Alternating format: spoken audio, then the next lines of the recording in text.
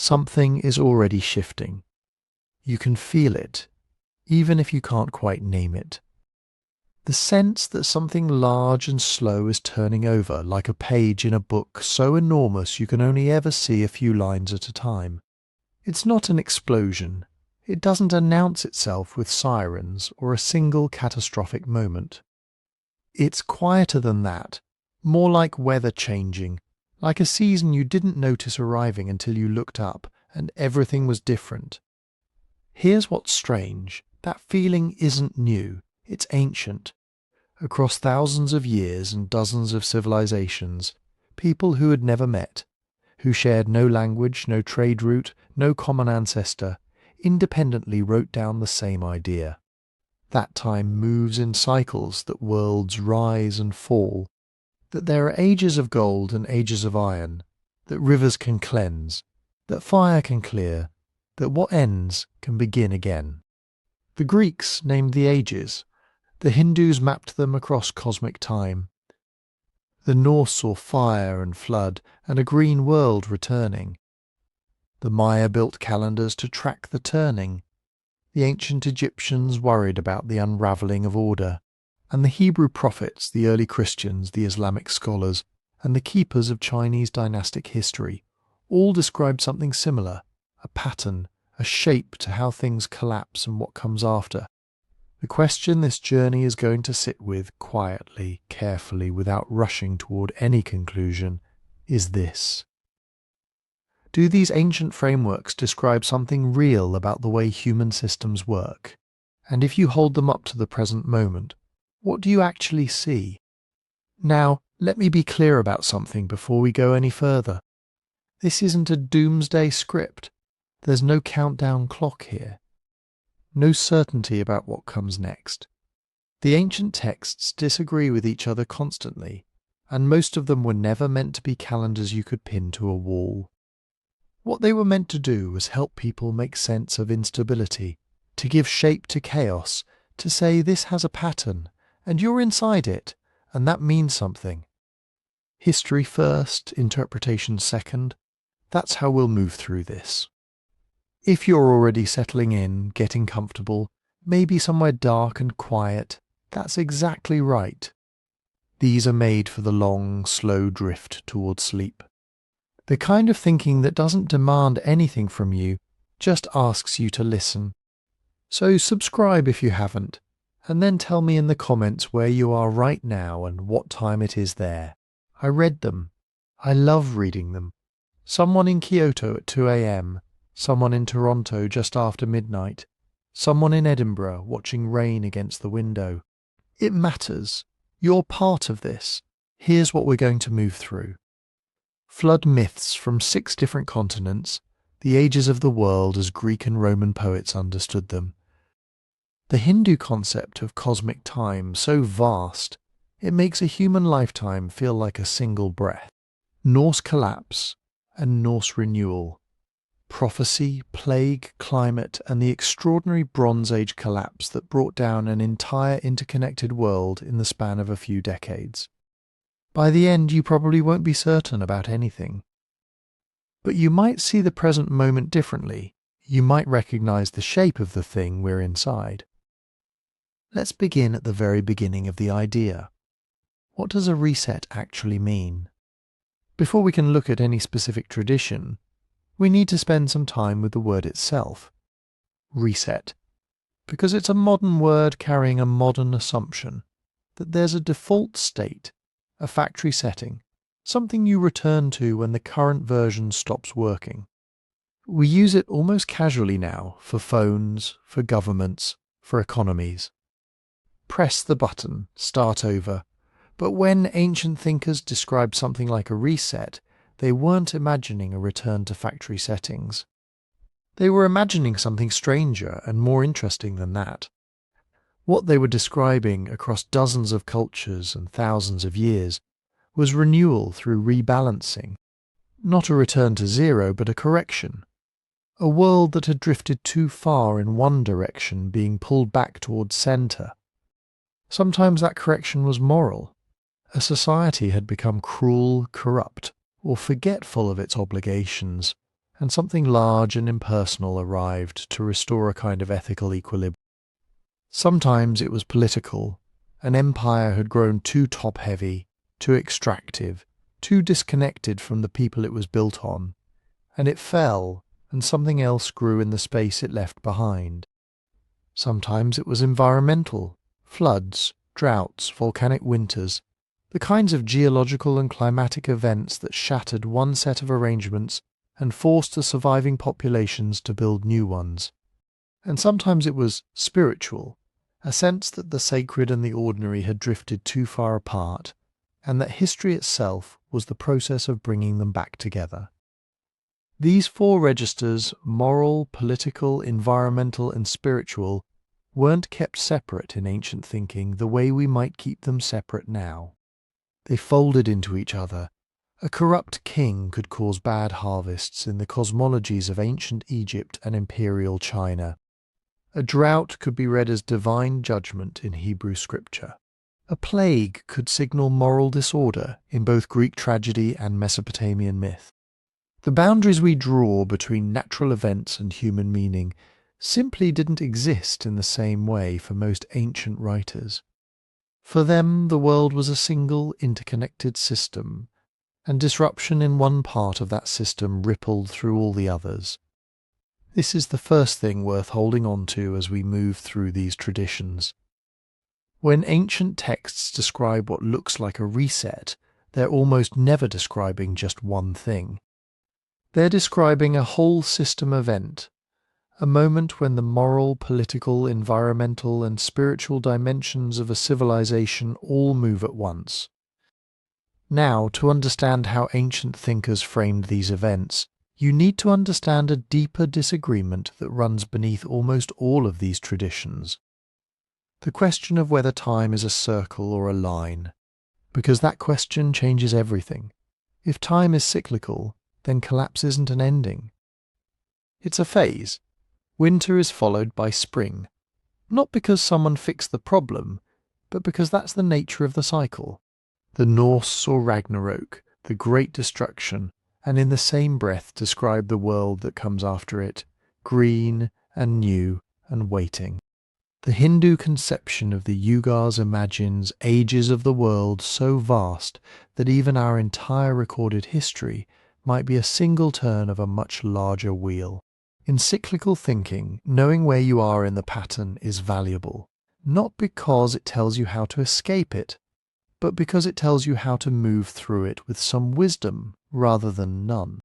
Linear time, on the other hand, runs from a beginning toward an endpoint, and that endpoint is often understood as a final judgment, a resolution, a moment when the ledger is closed.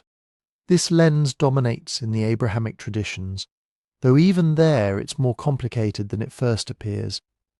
Hebrew prophecy is saturated with the idea of restoration after catastrophe, cycles of exile and return, which is not quite linear in the simple sense. Early Christian apocalyptic literature borrows heavily from older cyclical imagery, even while pointing toward a singular end. The line and the circle are less opposed than they sometimes seem, and many ancient writers were working with both at once. What matters for us, moving through all these traditions together, is that neither lens is simply wrong. They're different tools for mapping the same difficult terrain, which is this: why do complex, seemingly stable human arrangements suddenly fall apart? And what, if anything, comes after? The third thing to understand about ancient thinking on this subject is why it so often comes to us in the form of myth, poetry, and symbolic narrative rather than what we'd recognize as straightforward historical analysis. This isn't because ancient people were incapable of clear thinking. Some of the sharpest analytical minds in recorded history were working in these periods. It's because the events they were trying to describe were too large for ordinary language to carry cleanly. When a civilization collapses, when a world system that has structured every aspect of life for centuries simply stops working, the people living through it often reach instinctively for metaphor. The sky is falling. The gods have abandoned us. The age of iron has arrived. These aren't failures of precision, They're attempts to convey something that straight data can't capture, which is the felt experience of systemic breakdown, the way it seems to touch everything at once. Myth, theology, and what we might loosely call ancient historiography are doing related but distinct things, and it's worth keeping those distinctions carefully in mind without letting them become walls. Myth tends to work through archetype and symbol, describing the deepest patterns of human experience in compressed, portable form. Theology adds interpretive frameworks, asking not just what happened, but what it means within a larger cosmic order. Ancient historiography, in writers like Thucydides or Sima Qian, tries to trace the actual sequence of events and their human causes, even if those writers also believe the gods or heaven played some role in outcomes. All three modes can illuminate the same underlying reality, but each distorts it in different ways, and being aware of those distortions is part of how we read them well. Which brings us to method, because there's a careful and a careless way to move through all of this material, and they produce very different results. The careless way is to cherry-pick, to find passages in ancient texts that sound like they're describing your current moment, strip them of context, and present the match as evidence that ancient prophets saw our world coming. That approach has been done endlessly and badly. It produces heat without light. The careful way is to first read each tradition on its own terms, asking what problem it was trying to solve, what audience it was written for, what historical pressures shaped it. Then, to compare traditions to each other, looking for patterns that appear independently across cultures that had no contact with one another, because those independent convergences are the most interesting data. And finally, to hold those patterns up against what we actually know about how human systems behave under stress, the historical dynamics of collapse, recovery and reinvention that archaeologists and historians have documented in detail. That's the method we'll use. It asks something of you, a willingness to hold multiple interpretations at once without needing any single one to be the final answer. But that kind of open, unhurried attention is actually well suited to the hour. The mind loosens at night. It becomes more comfortable with ambiguity, more patient with complexity. So let's begin with the oldest and most elaborate Western account of how ages turn, and what it means when the gold runs out. When Hesiod talks about the ages of the world, he starts at the top and works his way down, not up. That's important. He was writing in rural Greece around the 8th century BCE, a small farmer with debts and lawsuits and feuds, not a detached philosopher. His poem, Works and Days, is part farming manual, part moral lecture, part cosmic complaint. And right in the middle of telling his lazy brother to stop trying to steal his inheritance, he drops one of the most enduring schemes of history Western culture has ever seen, the 5 ages of man. The first age is gold. In the golden age, people live like gods. They don't age. They don't toil. They don't fight. The earth gives freely. No one needs to work the fields. There are no ships yet, no trade, no law courts because nothing has gone wrong enough to require them. When they finally die, it's like falling asleep. They become benevolent spirits, guardians watching over later generations. Then comes silver. The Silver Age is already a step down. People are longer lived in childhood, almost stuck in adolescence, but when they reach maturity, they're foolish and violent. They don't honour the gods. They don't respect cosmic order. Zeus wipes them out. Some become underworld spirits, but the tone has changed. We're not in effortless harmony anymore. We're in a world where having power means sometimes using it to destroy.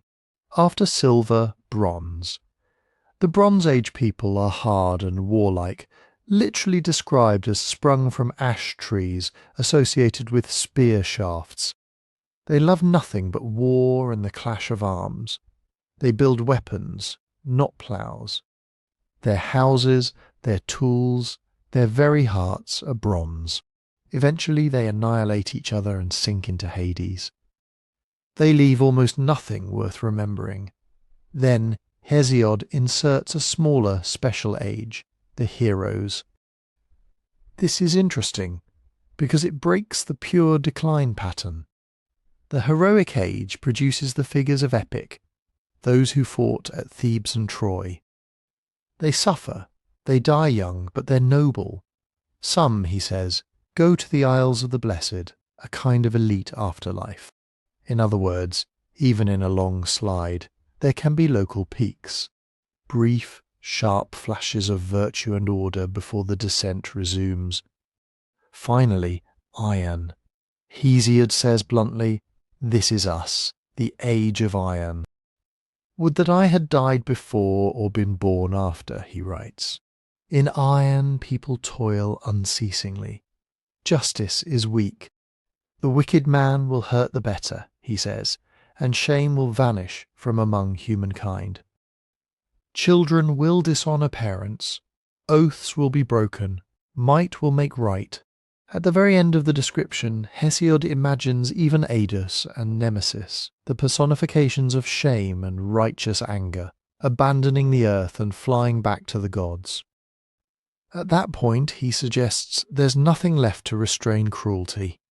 This isn't a neutral chronology, it's a moral graph sloping downward. Metals are doing symbolic work. Gold is pure, untarnished. Iron is hard, useful, but it rusts and stains. As technology advances, morality decays. Ships and courts and contracts, in Hesiod's telling, don't mark progress, they mark the loss of a simpler, more honest order where such things weren't needed. Later Greek and Roman writers pick up this schema and polish it, but they mostly keep Hesiod's direction of travel. Time runs from better to worse. By the late Roman Republic, this becomes almost an obsession. Authors like Sallust, Livy, and later Tacitus describe a kind of civic golden age, simple farmers, stern virtues, uncorrupted magistrates that supposedly existed in the early days of the city. Over time, as Rome conquers and enriches itself, luxury appears. Luxury brings greed, greed brings faction, and faction brings civil war. In this lens, the real horror isn't just external enemies. It's internal decay, corrupt judges, elections bought with bribes, military strongmen promising order at the price of liberty. The language they reach for looks very much like Hesiod's, an age of virtue giving way to an age of iron politics, where almost everything is for sale. You can hear the echo in the Roman poet Ovid, who explicitly reuses the metals, gold, silver, bronze, iron. For him too the present is iron, soaked in blood. He adds details Hesiod never had to think about: property boundaries, land surveys, mining, the drive to dig wealth out of the earth at any cost. For Ovid, these are not neutral technologies. They're symptoms that people have stopped accepting natural limits. But none of these writers are just forecasting doom for the pleasure of it. End times language in this world is often a tool, a way of criticizing the present by contrasting it with a morally charged past. When Hesiod says his is an iron generation, he's not publishing a geological report. He's saying, the world I live in is unfair, the strong devour the weak, and if you continue to act this way, here is what you are part of, a long, sad slide away from what humans could be. Roman moralists do the same thing.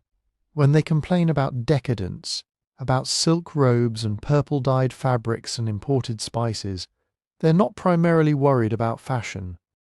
They're gesturing toward a feeling that the social glue is thinning, that citizens are becoming consumers, that allegiance is flowing away from common institutions and toward private pleasures and private loyalties. In that sense, the end of the age becomes a mirror you hold up to your own society. You exaggerate its vices by setting them against an idealized origin point. You tell stories in which your moment isn't just one more year in a long continuum. It's the tipping point, when everything solid starts to come apart. Rulers and empires learn to use this rhetoric too.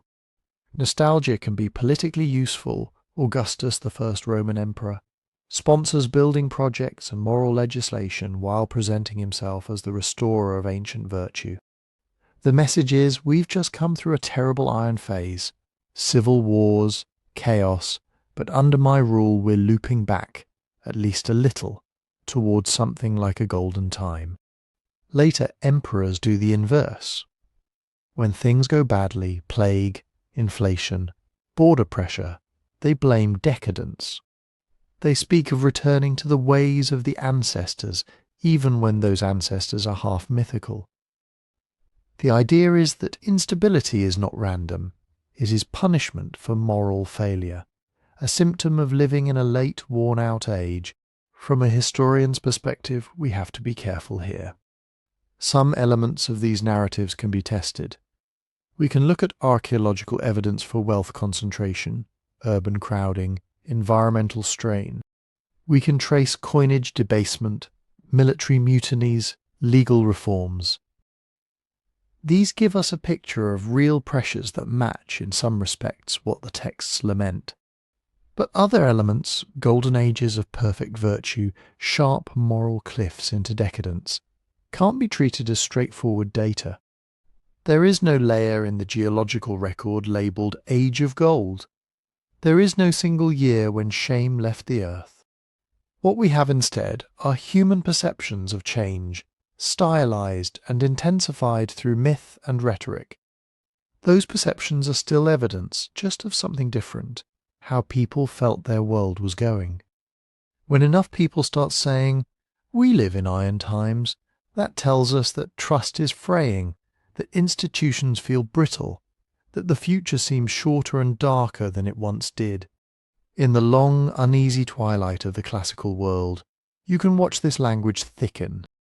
Later Stoic and Roman writers talk about conflagrations, great fires that end a cycle, and reset the cosmos, followed by a renewed world.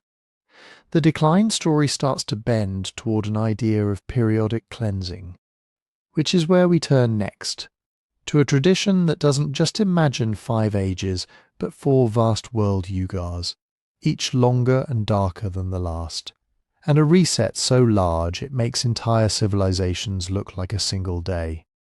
In India, the language of decline and reset is stretched out to a scale that makes Hesiod's ages look almost local. Instead of a human lifetime or a dynasty, or even an empire, you get cosmic seasons, Yugas. 4 of them in a set. Satya Yuga first, sometimes called Krita Yuga, the age of truth or of completion. In this phase, the world is supposed to be perfectly aligned with Dharma, cosmic order, right conduct, the way things ought to be. In many traditional tellings, Dharma is pictured like a cow standing firmly on 4 legs. Everything is stable, lifespans are immense, spiritual practice is easy, violence is minimal. It's the golden age, but blown up to mythic scale.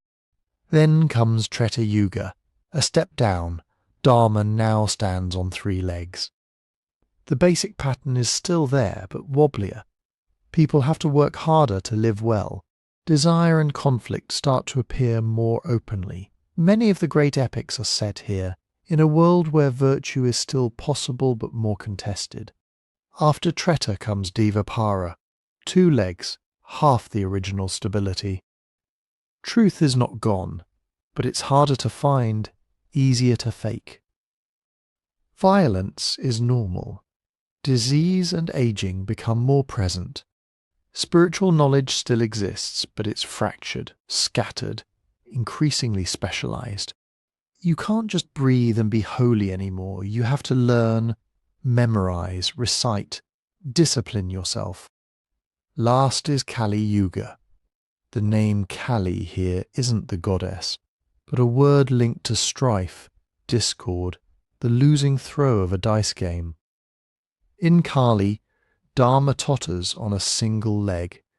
It hasn't vanished, but it's barely holding its balance. This, many later traditions say, is where we are now. Indian texts lean into the texture of this late age. The Puranas and later commentaries pile up images of strain, kings who no longer rule for the good of the people, but for plunder and vanity. Ministers corrupt, judges bought, sacred offices turned into family property. Truth becomes a matter of convenience. Words are hollowed out, oaths are broken easily. Family life, too, is described as fraying. Parents and children mistrust each other. Generations fight over money. Marriage is reduced to contract, or to raw attraction and its quick fading. The older ideal, household as a place of duty, hospitality, sacred obligation, is remembered, but as something rare, not the norm. Economic life skews hard. Texts speak of wealth concentrating in the hands of a few, of the poor being despised simply for being poor, of friendship based only on advantage. Inequality becomes not just a fact but a value. People start to assume that success proves virtue, failure proves guilt. You can hear the same worry we heard in Hesiod and Rome. Not just that people are worse than they used to be, but that the whole framework that made decent life possible is wearing out. Dharma is not an abstract virtue list. It's the glue that keeps roles, relationships, and responsibilities in some kind of alignment. When that weakens, everything feels late, unstable, overripe. But India's Yuga framework comes with something else, immense, almost dizzying numbers.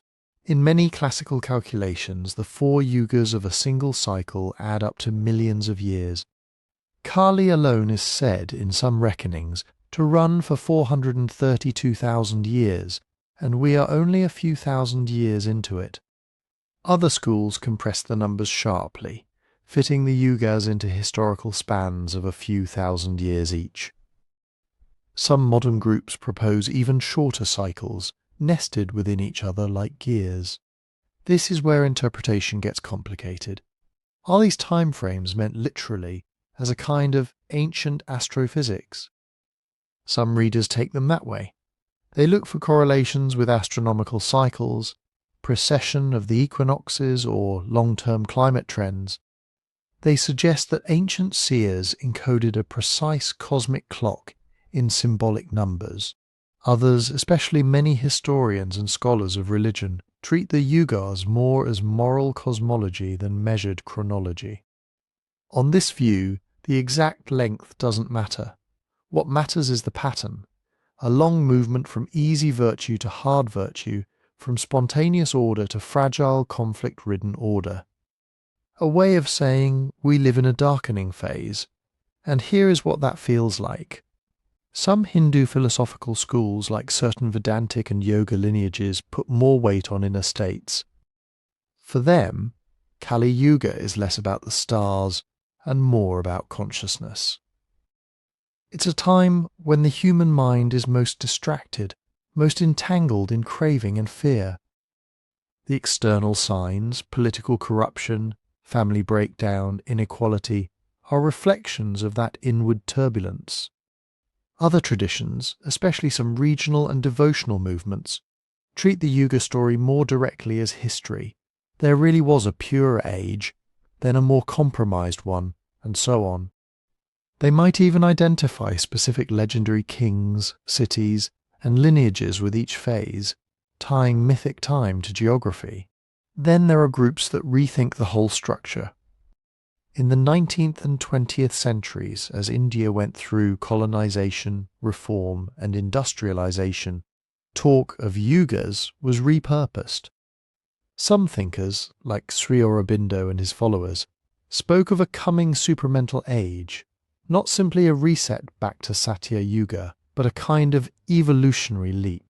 Others, like Swami Sri Yukteswar, proposed alternate Yuga chronologies in which humanity was not at the absolute bottom but already beginning to climb out, entering a subtle dawn rather than sinking deeper into night.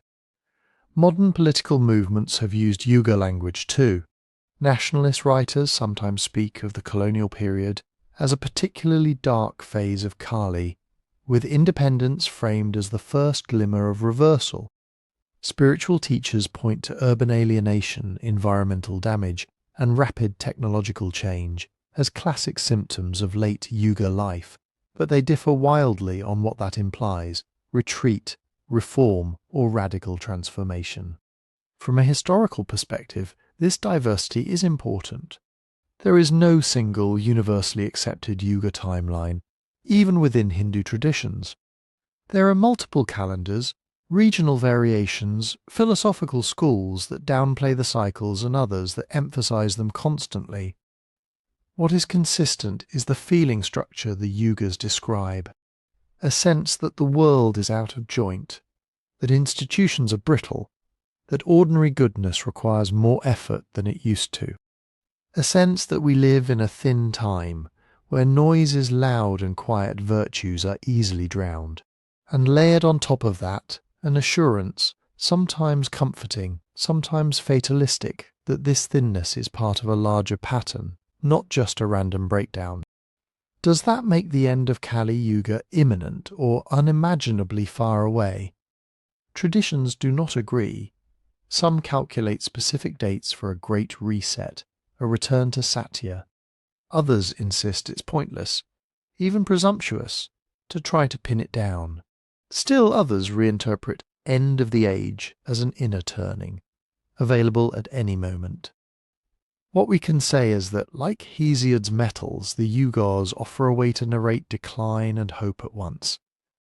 Decline, because the present is framed as late, morally burdened. Hope, because no age, however dark, is final. There is always another turn of the wheel. In the North, a very different tradition will imagine something similar, but in a harsher key. Not a long, slow thinning of Dharma, but a sudden winter of the gods, a world fire, and then, unexpectedly, green shoots on new earth. In the Norse imagination, the reset is not stretched over millions of years. It comes like a storm front. Ragnarök, the doom of the gods, but also, strangely, not the doom of everything. In the old poems, the end begins almost quietly, with a winter that does not end. Fimbulvetr, the great winter, 3 seasons of snow and cold with no summer between. Brothers turn on brothers, parents and children betray each other. Guest right, that sacred northern form of hospitality, is ignored. Oaths are broken. The social fabric starts to tear before the sky does. Then come the signs that even the cosmos is fraying. Wolves chase the sun and moon, and this time they catch them. Stars vanish. The great tree, Yggdrasil, shudders. The earth shakes, mountains crumble, and the bonds that have held monsters in check snap. The wolf Fenrir breaks free. The Midgard serpent Jormungandr rises from the sea, and Loki, long bound for his betrayals, joins the enemies of the gods. What follows is not a gentle transition. It is battle and burning. The gods ride out to Vigrid, the final field, knowing they are going to die. Odin faces Fenrir and is swallowed. Thor kills the world serpent, but staggers 9 steps before falling dead from its poison. Freyr meets the fire giant Surtur without the magical sword he once traded away for love, and he too falls. Almost every major deity you might have heard of in Norse myth meets some violent end here. Sky, sea, and land are filled with flame and wreckage. Finally, Surtur swings his flaming sword and the world is wreathed in fire. Then a pause, silence in the text, and after that, something unexpected. The earth rises again from the sea, green, fields that were never sown bear crops. A golden game set, once played by the gods in the world's first spring, is found again in the grass. A new sun, daughter of the old, moves across the sky. 2 human beings, Lif and Lifthrasir, life and the one who wants to live, who hid themselves in a place called Hodmi Misholt, emerge from the sheltering wood and repopulate the world. Even some gods return. Balder, the radiant god whose earlier death helped set Ragnarök in motion, walks back from the underworld with his brother Herd. A few sons of the slain gods survive too. There is judgment of the wicked. There is memory of what went wrong. But there is also this, a second beginning. So Ragnarök is not quite a pure annihilation myth. It is an ending that contains continuity. Bloodlines persist. Stories persist. The world is scorched and drowned, and yet somehow renewed. The reset doesn't erase the past. It grows out of it. It's tempting, especially for modern readers, to match this story straight onto climate and environment. Endless winter, followed by fire and flood, in a culture that knew about sea ice, volcanic ash, famines, and sudden weather turns. Some scholars have asked whether memories of real hardship in the north, cooling episodes, failed harvests, maybe even volcanic eruptions that dimmed the sun, left echoes in the Ragnarök poems.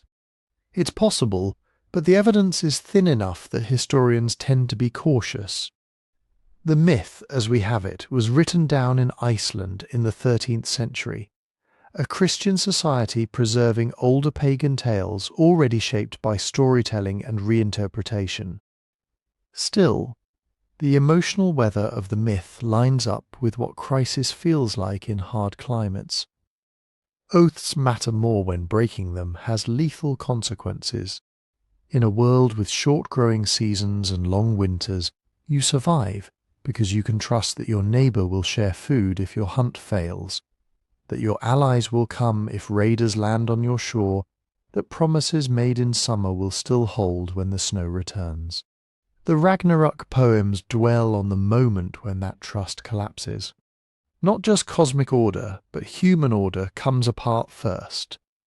The Völuspá, the Sibyl's prophecy that gives our richest account, speaks of an age of axes, of swords, of shields cloven, of wolves roaming freely, but it also lingers on social unraveling.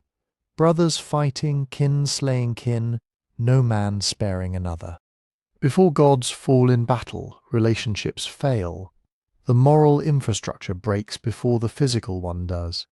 That theme links the Norse material quietly back to Hesiod's metals and India's Kali Yuga. Different images, different landscapes, but the same worry. When vows and bonds dissolve, the world feels like it is nearing its limit. And yet, built into Ragnarök, is a hard kind of hope. The survivors are not wise elders or mighty kings. They are a pair of humans who do the simplest possible thing. They hide, they hold on, they wait. The names the tradition gives them are almost bluntly symbolic, but they also fit a pattern we saw in our own deep-time bottleneck, continuity through small, scattered, stubborn survival. The gods who return are not unchanged either. Balder comes back from hell, but only after having been killed through a tragic tangle of oversight, jealousy, and trickery. In the renewed world he exists with that history behind him. The myth implies learning, not a total reset to innocence. From a historical angle, Ragnarök also sits oddly against the real Viking Age. The raids and voyages that made Scandinavians famous in the 8th to 11th centuries happened in a world that was not yet expecting an immediate final battle of the gods. Much of what we know about Ragnarök comes from sources written down after the official conversion to Christianity, Snorri Sturluson's Prose Edda, the Codex Regius poems, by authors who were already looking back at an older religion through Christian and literary lenses.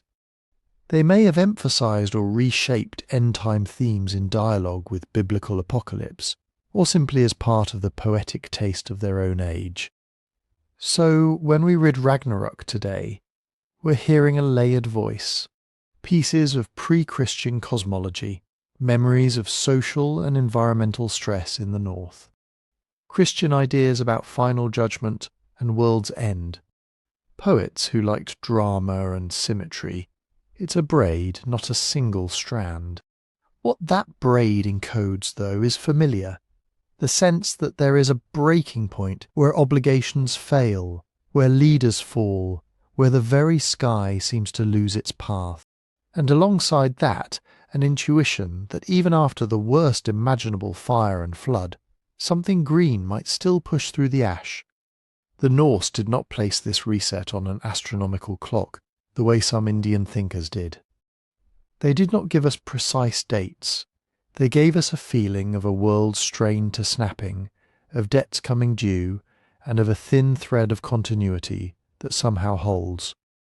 Other traditions around the Mediterranean and Near East will talk about the same mixture, judgment, collapse, and restoration, but embed it in the history of specific peoples. In the next section, we'll move to ancient Israel, to the Hebrew prophets, and listen to how exile, empire, and return were woven into their own language of the end. When you turn from the northern fjords to the hills and ruined cities of ancient Israel, the mood changes, but the pattern is still there. Here, end-of-the-world language grows out of very specific disasters. Most of the voices we call prophets are speaking into decades when armies are on the move, kings are making bad bets, and ordinary people are watching the horizon for dust clouds that mean chariots. In the 8th century BCE, the big power is Assyria, a military machine rolling out of Mesopotamia, swallowing smaller kingdoms. Israel in the north and Judah in the south sit right on its path. When you read Amos, Hosea, Isaiah of Jerusalem, you're hearing people who can see that machine getting closer. They don't talk about it like a neutral political development. They describe it as a moral storm in their telling. Injustice inside the community is a kind of weather system that calls in catastrophe. They speak of judges taking bribes, widows and orphans being neglected, the poor being sold for a pair of sandals. They insist that rituals at the temple, sacrifices and songs, mean nothing if the society they decorate runs on exploitation. The Day of the Lord, a phrase that might have started as a celebration of divine victory over enemies, gets flipped. Amos warns that this day will be darkness for Israel itself, not light. Isaiah imagines cities laid waste, land desolate, people scattered. The reset is not some abstract cosmic cycle, it is invasion, siege, loss of sovereignty. Then, in the 6th century BCE, the thing everyone feared actually happens. Babylon replaces Assyria as the dominant empire. Jerusalem is captured. The temple, seen as the meeting point of heaven and earth, is looted and burned. A chunk of the population is taken hundreds of miles away to live in exile. For those who lived through it, it must have felt like the axis of their world had snapped. Prophetic writings from around this time carry that emotional weight. Jeremiah weeps over a city empty of its people and asks how it all went so wrong. Ezekiel, already among the exiles by the river Chebar, has visions of God's chariots and burning coals of the divine presence leaving the defiled temple. But woven through the grief is a pattern the prophets return to again and again: warning, collapse, purification, return, rebuilding. First come warnings: change course, correct injustice, stop trusting in fragile alliances and empty ritual. Then, when warning fails, collapse is interpreted not as random misfortune, but as judgment, a hard consequence of the ways the community has lived. Yet collapse is not the end point. Purification follows. The furnace image appears more than once, a people refined like metal in fire. The dross burned away. Out of that refining, the prophets start to speak of a remnant, a smaller, purified group who will one day return, rebuild the ruins, and try again. This is where apocalyptic themes begin to emerge. Strictly speaking, apocalyptic in biblical studies usually refers to a particular kind of literature that appears later. Daniel, parts of Isaiah and Zechariah, and then, in a different setting, the book of Revelation. But the seeds are already in the exilic prophets. the idea that history is moving toward a decisive act of God that will reorder things fundamentally. Apocalyptic writing tends to bloom when direct criticism is dangerous, and when ordinary political hope feels thin. The later chapters of Daniel, probably written under harsh Hellenistic rule centuries after the Exile, offer a good example. They describe monstrous beasts rising from the sea, statues of many metals shattered by a stone, heavenly Ancient of Days presiding over cosmic court sessions. To a casual reader, this sounds like pure fantasy. To insiders, it reads as coded reflection on real kings and empires. The Babylonians, the Medes, the Persians, the Greeks, told in a way that both hides and reveals. The symbols do two jobs at once. They protect speakers and hearers under oppressive regimes, and they reframe their situation. Instead of seeing themselves as forever trapped under the boot of whatever empire currently rules, the community is invited to see those empires as temporary beasts on a timetable. Their own suffering becomes part of a larger story, in which justice will eventually surface and a new order will arrive, sometimes pictured as a restored Jerusalem, sometimes as a transformed world with wolves and lambs lying down together. This is why Apocalyptic, despite its terrifying imagery, is often a literature of hope under pressure. It tells people whose world has already ended in the practical sense, lost land, broken institutions, scattered families, that the story is not over.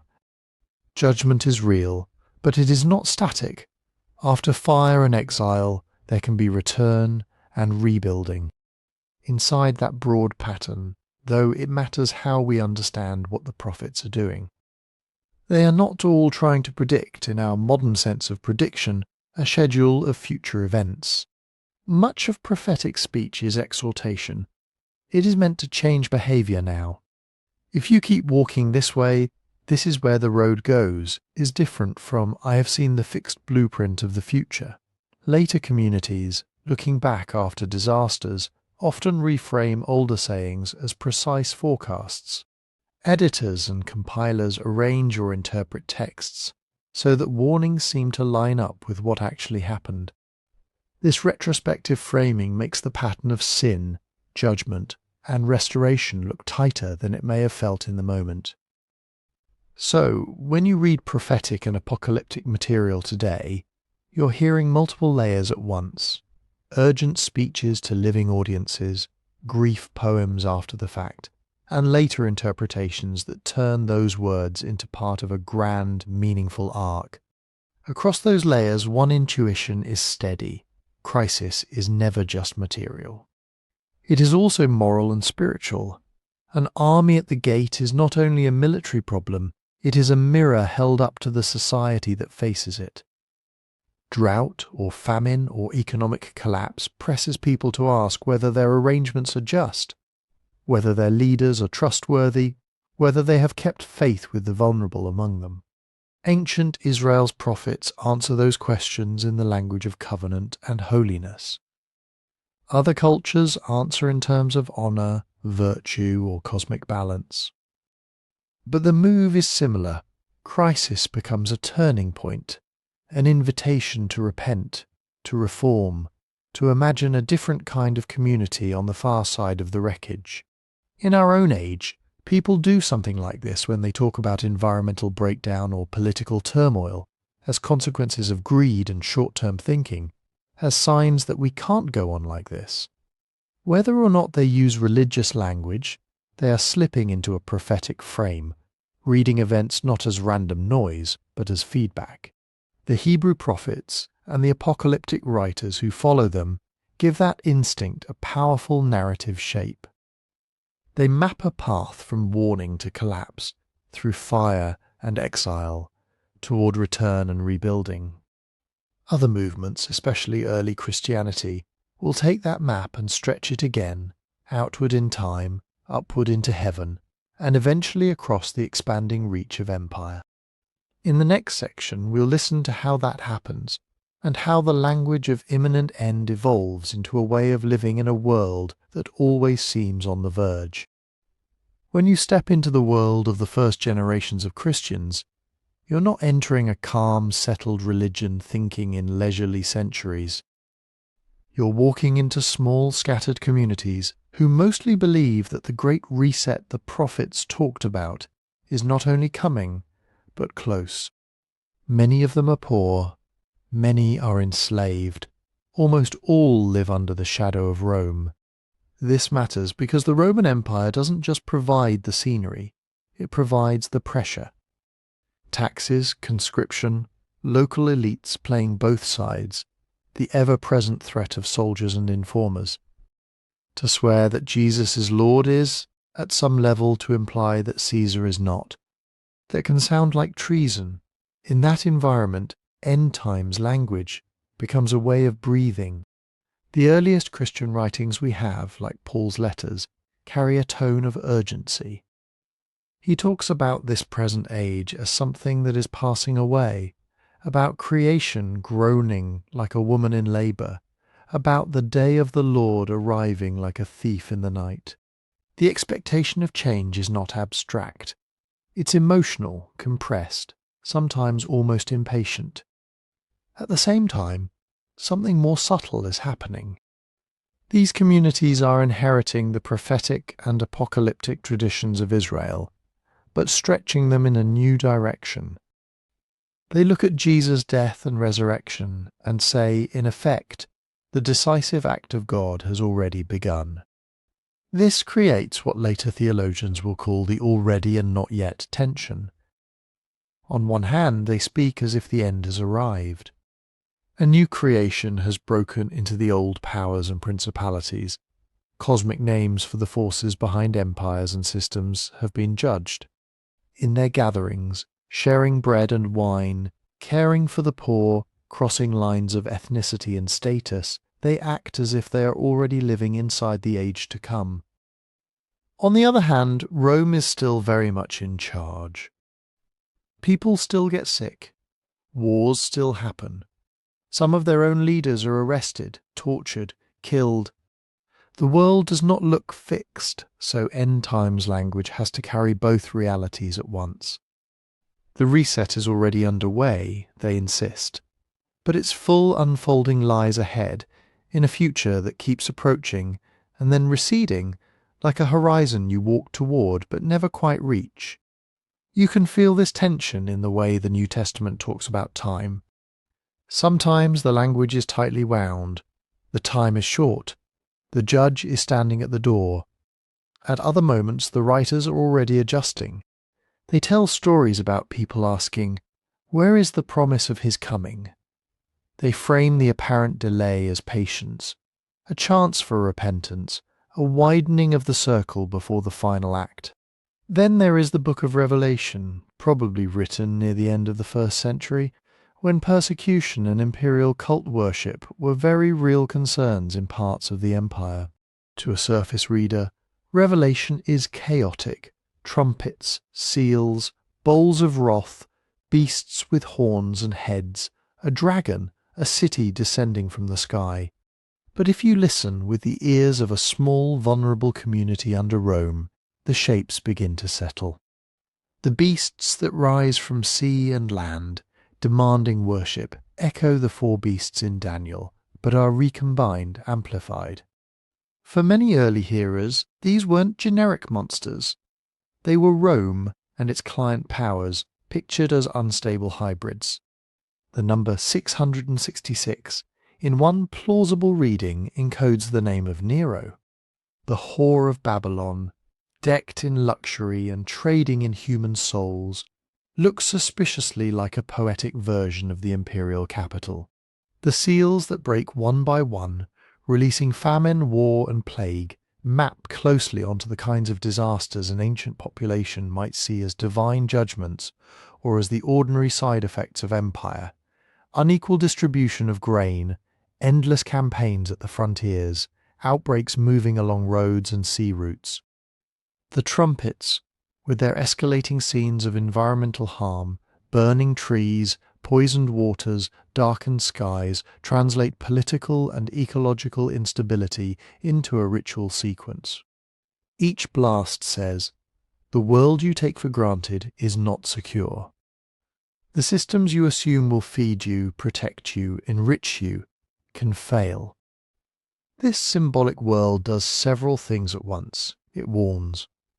It comforts. It reverses the apparent power dynamic.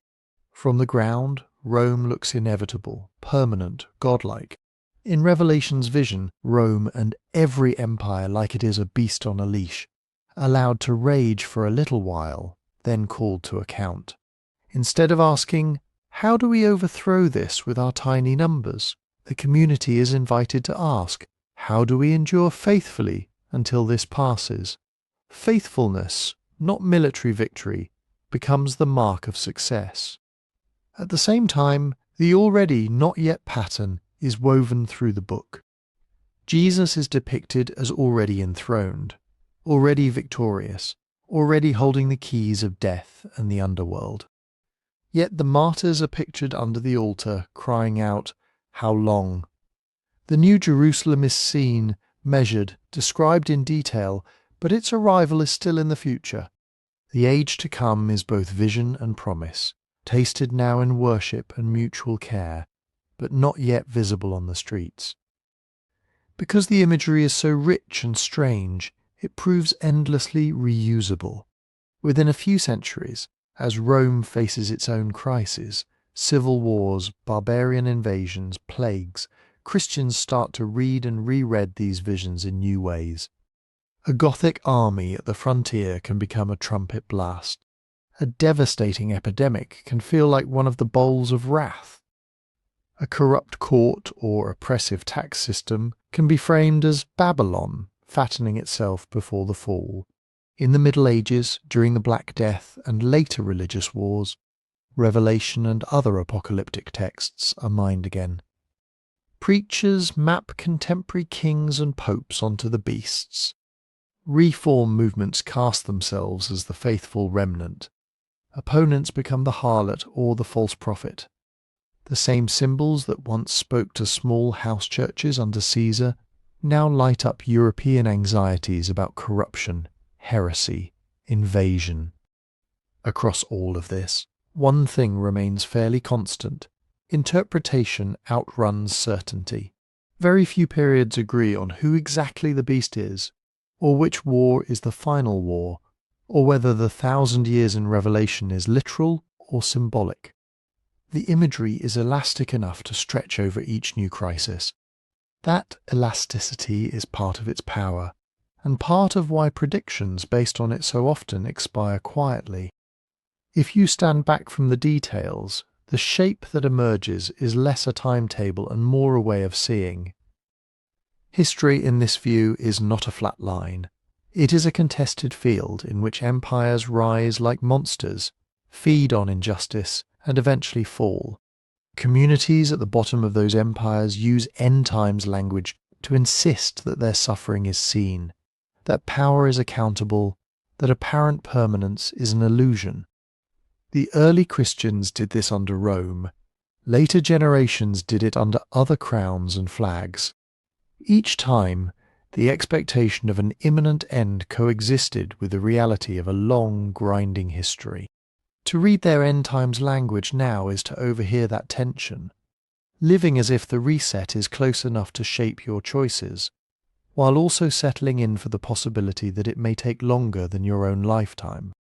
Other traditions facing different empires and different pressures will build their own versions of this pattern. In the next section, we'll listen to how Islamic thinkers living in the turbulence of caliphates and invasions take up signs of the end not just as fear, but as a call to ethics in the middle of history. When we cross into Islamic thought about the end of days, we meet a different kind of landscape, but a familiar kind of tension. Instead of one single tightly wound apocalypse, we find long lists of signs that precede the final upheaval. Some are small and almost mundane, others are vast and cosmic. Together they form a pattern, a world quietly losing its moral centre. The basic idea is simple enough. The Quran speaks of a day of judgment, resurrection, a weighing of deeds. Around that core, reports attributed to the Prophet Muhammad, hadith, begin to fill in the before.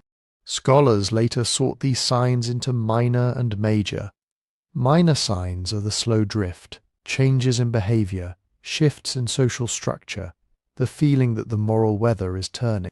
Major signs are the unmistakable breaks in reality, the appearance of the false Messiah, the return of Jesus, the rising of the sun from the west.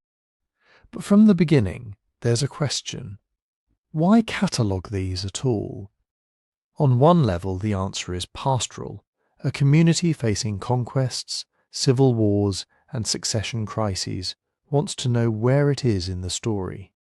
Are we in the middle? Near the end? Are these events random, or are they part of something larger and, somehow, ordered? Listing signs creates a narrative out of chaos. It says history is not just a series of accidents. There is a shape to the disorder. The themes that run through the minor signs are strikingly consistent. We read reports that trust will be lost, that people will give authority to the unfit, that wealth will concentrate, that markets will be everywhere and honesty rarer. People will build high buildings while neglecting the poor. Knowledge will be taken away, not by burning books, but by the death of people who embody it. Religious preaching will become loud, public, and shallow, even as genuine spiritual depth becomes harder to find. Deception appears again and again. False speakers treated as truthful. Truthful people dismissed as liars. Words used less to clarify and more to manipulate. Justice and injustice form another axis. There are sayings about rulers who take advantage, judges who sell verdicts, force used where persuasion should be, flattery used where criticism is needed. The picture is not always one of open tyranny. It is often softer, systems that still function but tilt, almost imperceptibly, away from equity. Then, there is the fragmentation of community. Many reports describe people breaking into factions, proud of their group, hostile to others. Violence within the community becomes more common than threats from the outside. People fight without knowing why. Anger, not principle, drives conflict. Old solidarities fray.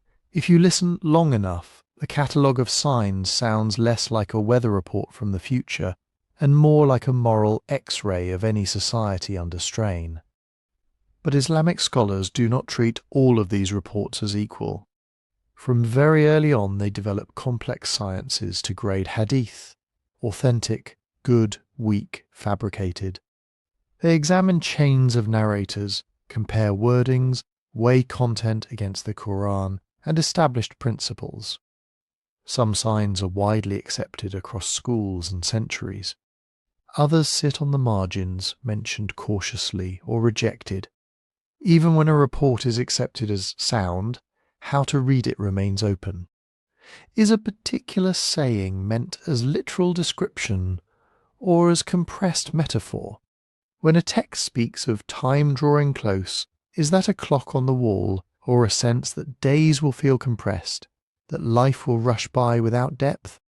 When it speaks of the barefoot shepherds competing in building tall structures, is that a prediction of a specific skyline, or a general image of status, anxiety, wealth without roots?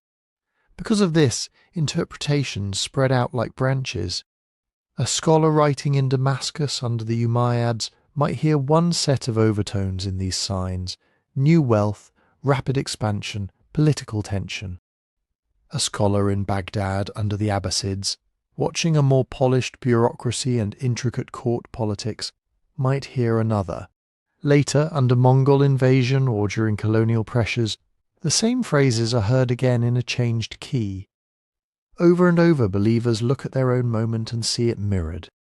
In almost every century you can find preachers or writers saying, in effect, look around. Isn't corruption increasing? Aren't we surrounded by deceptive speech, misplaced authority, neglected obligations? Surely we are close to the end. In some ways, this resembles what we saw with Christian apocalyptic texts. The elastic images stretch to cover each new crisis. A local tyrant becomes one of the tyrants of the end. A technological change looks like a strange beast. A new city skyline feels like the competition in height. The pattern is not unique to one tradition. It seems to be something humans do when the present feels too fragile. Yet within Islamic thought, there is also a counter-movement, a kind of caution signal built into the system. Many prominent scholars insist that obsession with matching headlines to signs is itself a kind of distraction. They point to sayings where Muhammad is asked about the timing of the hour and answers not with a date, but with a question, "What have you prepared for it?" The weight shifts from schedule to ethics. In that reading, the signs are not a puzzle to be solved, but a mirror held up to each age. When you hear that lying will be common, the intended response is not, "We must be in year X of the timetable," but "How honest am I really, and what can I repair?" When you hear that wealth will corrupt, the question is not, "Is this the final cycle?" but "Am I using what I have justly?" Some thinkers go further and suggest that the signs function like warning lights on a dashboard. You don't stare at the light and try to guess how many kilometers are left before the engine fails. You take it as a prompt to check the system, to change how you're driving, to maintain what you have neglected. Read this way, Islamic eschatology is less about predicting a single final reset, and more about cultivating a continuous readiness to be accountable, to resist corruption, to mend fragmented ties, even if the world keeps turning long after you are gone. Generation after generation, people have looked out at their cities, their courts, their markets and said, "The signs are here." And yet history rolls forward, reshaping the same concerns in new forms. If the earlier traditions we've seen tend to frame endings in terms of great ages or empires, Islamic lists of signs bring the lens very close to the ground, to how we speak, how we trade, how we treat one another on ordinary days. In the next section, we'll pull the lens in a different direction again, to a civilization famous for its cosmic calendars and supposed doomsday date, and ask what the Maya were really counting when they watched the cycles of time turn. When we step into Mesoamerica, time itself feels different. In the sources we've just left, Greek, Indian, Norse, Abrahamic time has a direction, even when it loops. Ages decline, Dharma thins, empires fall, judgment arrives. Among the Maya and their neighbours, time is also directional. Crops must be planted, dynasties rise and fall, wars are fought on particular days. But beneath all that, time is arranged like a set of interlocking gears, each tooth a day, each rotation a pattern that will sooner or later come back around. The best known of these gears is the 260-day ritual count, sometimes called the Tzolkin. Another is the 365-day vague year. When you mesh them, you get a repeating 52-year cycle, a useful span for ritual and memory. But the system that captured the modern imagination is something else, the long count. Think of the long count as a way of giving every day a unique barcode in deep time. Instead of counting years from the birth of a king or the founding of a city, the long count counts days since a mythic starting point, written in a 5-place number, Baktuns, Katuns, Tuns, Unals, Kins. Each place is a multiple of 20, except where the system bends slightly to approximate the solar year. On stelae and temple walls, Maya scribes carved phrases like on 9/12/11/5/18, on the day so and so, this king captured that other king. Behind that string of numbers sits a colossal running tally, stretching back to the creation date of the present world age, a point in their calendar equivalent to a day in August 3114 BCE if translated into our system.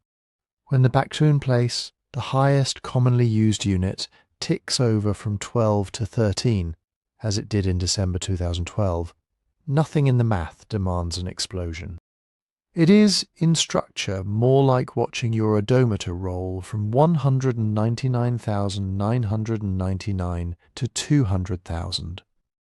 A reset of digits, a completion of one span, and the beginning of another.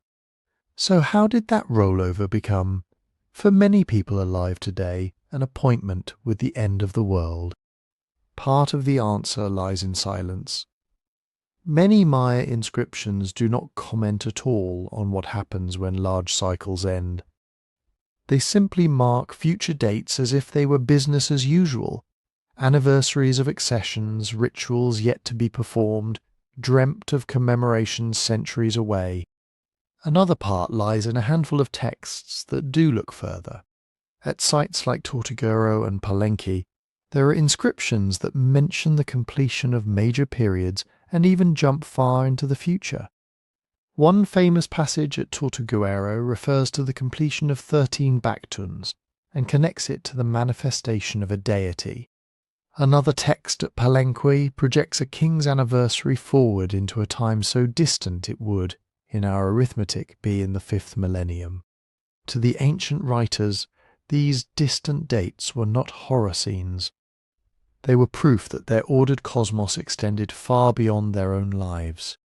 A king could imagine his memory celebrated in a future he could not physically reach.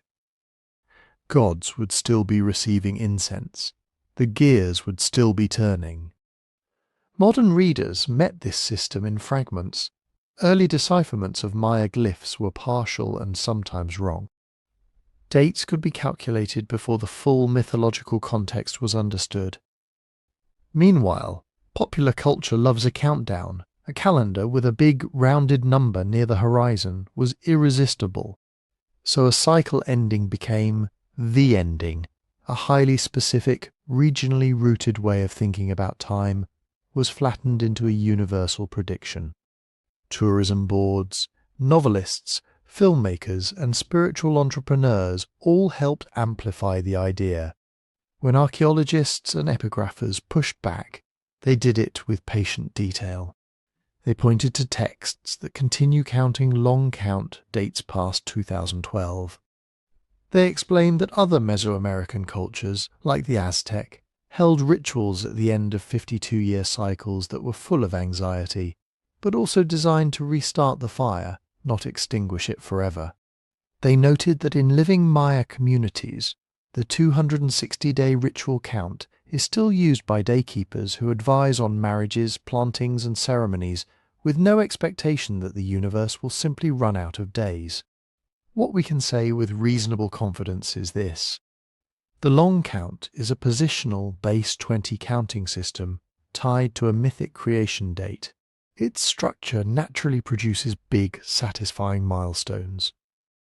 The completion of 13 Baktuns was ritually significant for some classic period Maya elites, but our evidence does not indicate that they expected a final annihilation at that point. Instead, they seem to have imagined a continuation of order, marked by renewed rituals, divine appearances, and the reaffirmation of power. Beyond that, the picture blurs. Did every Maya city think about large cycles in the same way? Probably not. How much of the cosmology that survives in hieroglyphs reflects elite court theology, and how much reflects village-level belief? Harder to say. To what extent did concepts shift over centuries of political change, drought and war? The material record offers hints, changes in iconography, new ritual emphases, but not a single clear line. Archaeology gives us stones and bones, pigments and pollen. It gives us dates, alignments of temples with solstices and equinoxes, burned offerings in buried caches. Combined with the partially deciphered writing, it lets us reconstruct the skeleton of Mesoamerican timekeeping and some muscles of meaning around it. The living texture of expectation, what it felt like to stand at the end of a cartoon, or to hear that a great Baktun would complete in a descendant's time, remains to a large extent speculative. What we do see clearly is the entanglement of time, ritual and politics. Rulers timed accessions and wars to auspicious days. They claimed to be born under powerful day signs. They staged massive ceremonies at period endings, reenacting creation myths to show that their city, their dynasty, was aligned with the deepest rhythms of the cosmos. To govern well in this worldview was to keep your place in the pattern. To fail was to risk not just rebellion, but cosmic embarrassment, a misalignment between your reign and the great calendar itself. When modern anxieties met this system, they did what we've already seen in other traditions. They projected. A civilization that had already tied legitimacy and meaning to cycles of time became, in the popular imagination, a kind of ancient oracle about our own fears, climate change, technological fragility, geopolitical tension.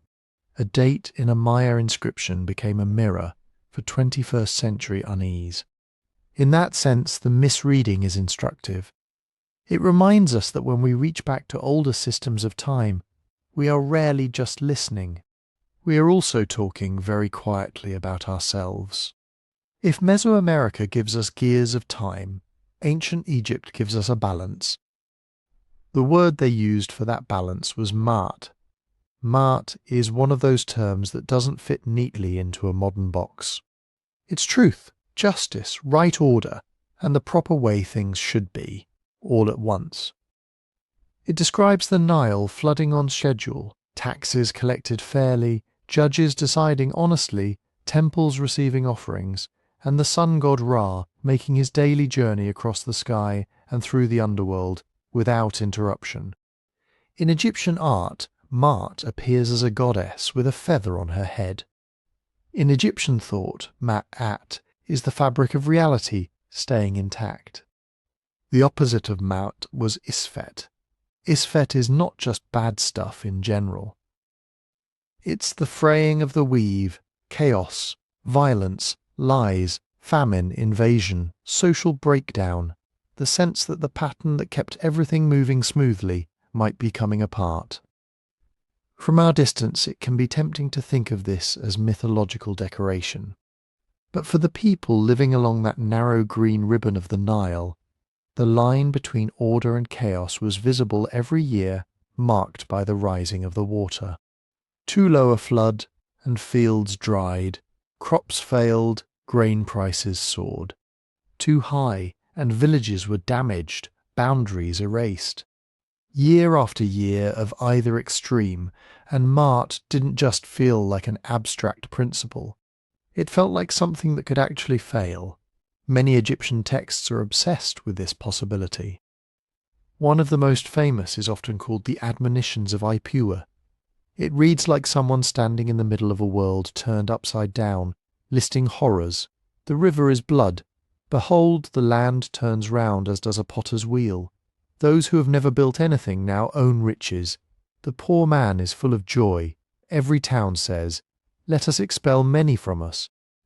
To some early readers, this looked like a straightforward eyewitness account of a particular disaster, maybe a civil war, maybe a climate shock, maybe the first intermediate period when central rule broke down. But most specialists now treat it more cautiously. The Admonitions appears to be a literary composition, perhaps Middle Kingdom in date, using hyperbole and inversion as a way to think through the nightmare of Ma'at collapsing.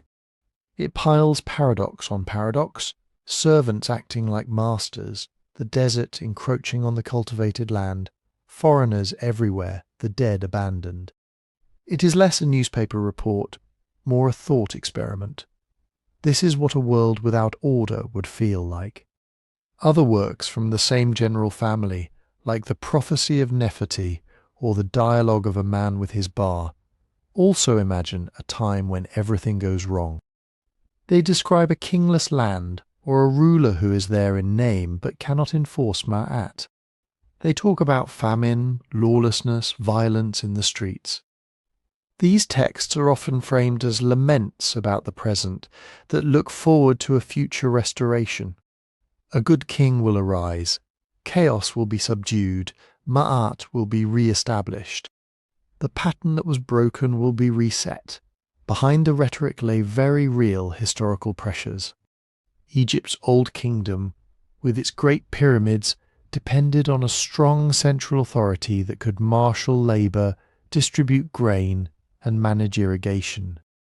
When that authority weakened around the end of the 3rd millennium BCE, power fragmented. Regional governors, the nomarchs, became more independent. Inscriptions from that era sometimes boast of feeding the hungry during famine, suggesting that shortages were not just imagined. To someone steeped in Ma'at, this decentralization could feel like an unraveling. The single heart of the two lands no longer beating strongly enough. The idea that there is no pilot on the ship, a phrase that appears in some texts, captures that anxiety. Similar patterns repeat later. After the Middle Kingdom, another phase of fragmentation and foreign rule, the Second Intermediate Period, with the arrival of the Hyksos in the Delta, could be read as another collapse of Ma'at. Then came the New Kingdom, a powerful state that again presented itself as the restorer of order, driving out invaders, rebuilding temples, reasserting traditional offerings to the gods. On stelae and temple walls, kings describe themselves as establishing Ma'at and destroying Isfet. They show themselves smiting bound foreign enemies, not just as military spectacle, but as a ritualized act of keeping chaos outside the borders. Ritual was one of the main tools used to keep the reset from sliding into permanent ruin. Every morning, priests in temples across the land performed ceremonies that reenacted creation. They offered Ma'at, sometimes literally a small figure of the goddess, to the gods, as if to say, we acknowledge the pattern, we renew it. At the state level, major festivals like the Opet festival in Thebes involved moving the god's image from one temple to another, reaffirming the bond between king, city, and cosmos. Legitimacy was another. A new king, especially after a period of crisis or contested succession, framed his reign as a return to the old rightness. In inscriptions, he might accuse his predecessor of neglecting temples, allowing borders to be violated, letting the poor suffer. He, by contrast, causes Mat to flourish, restores monuments, reopens grain stores, redistributes land. Even in periods that to archaeologists look like continuity with some adjustment, Egyptian texts might emphasize the drama of breakdown and restoration. The genre itself leans into extremes. A before in which nothing works, followed by an idealized after, in which the king, like the sun emerging from the underworld, brings light back.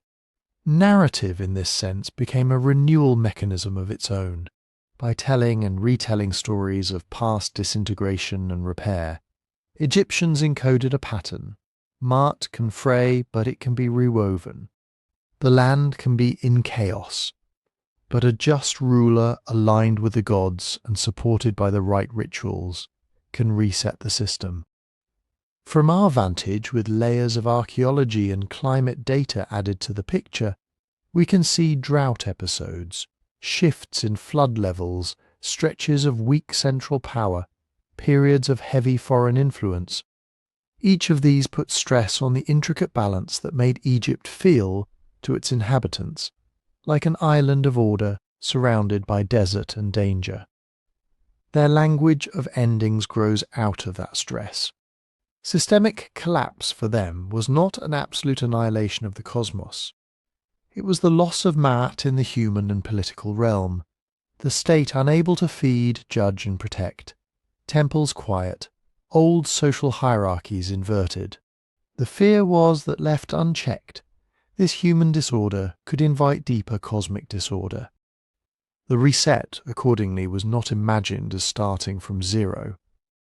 It was more like a re-anchoring.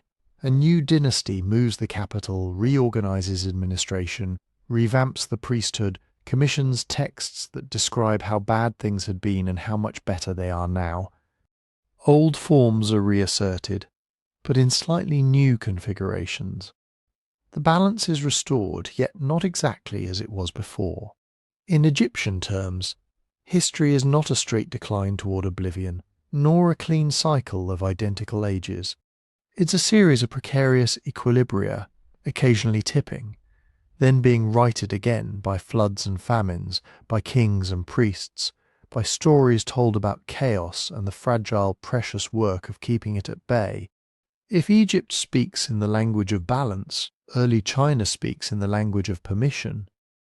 The word usually translated as permission is Tianming, the mandate of heaven.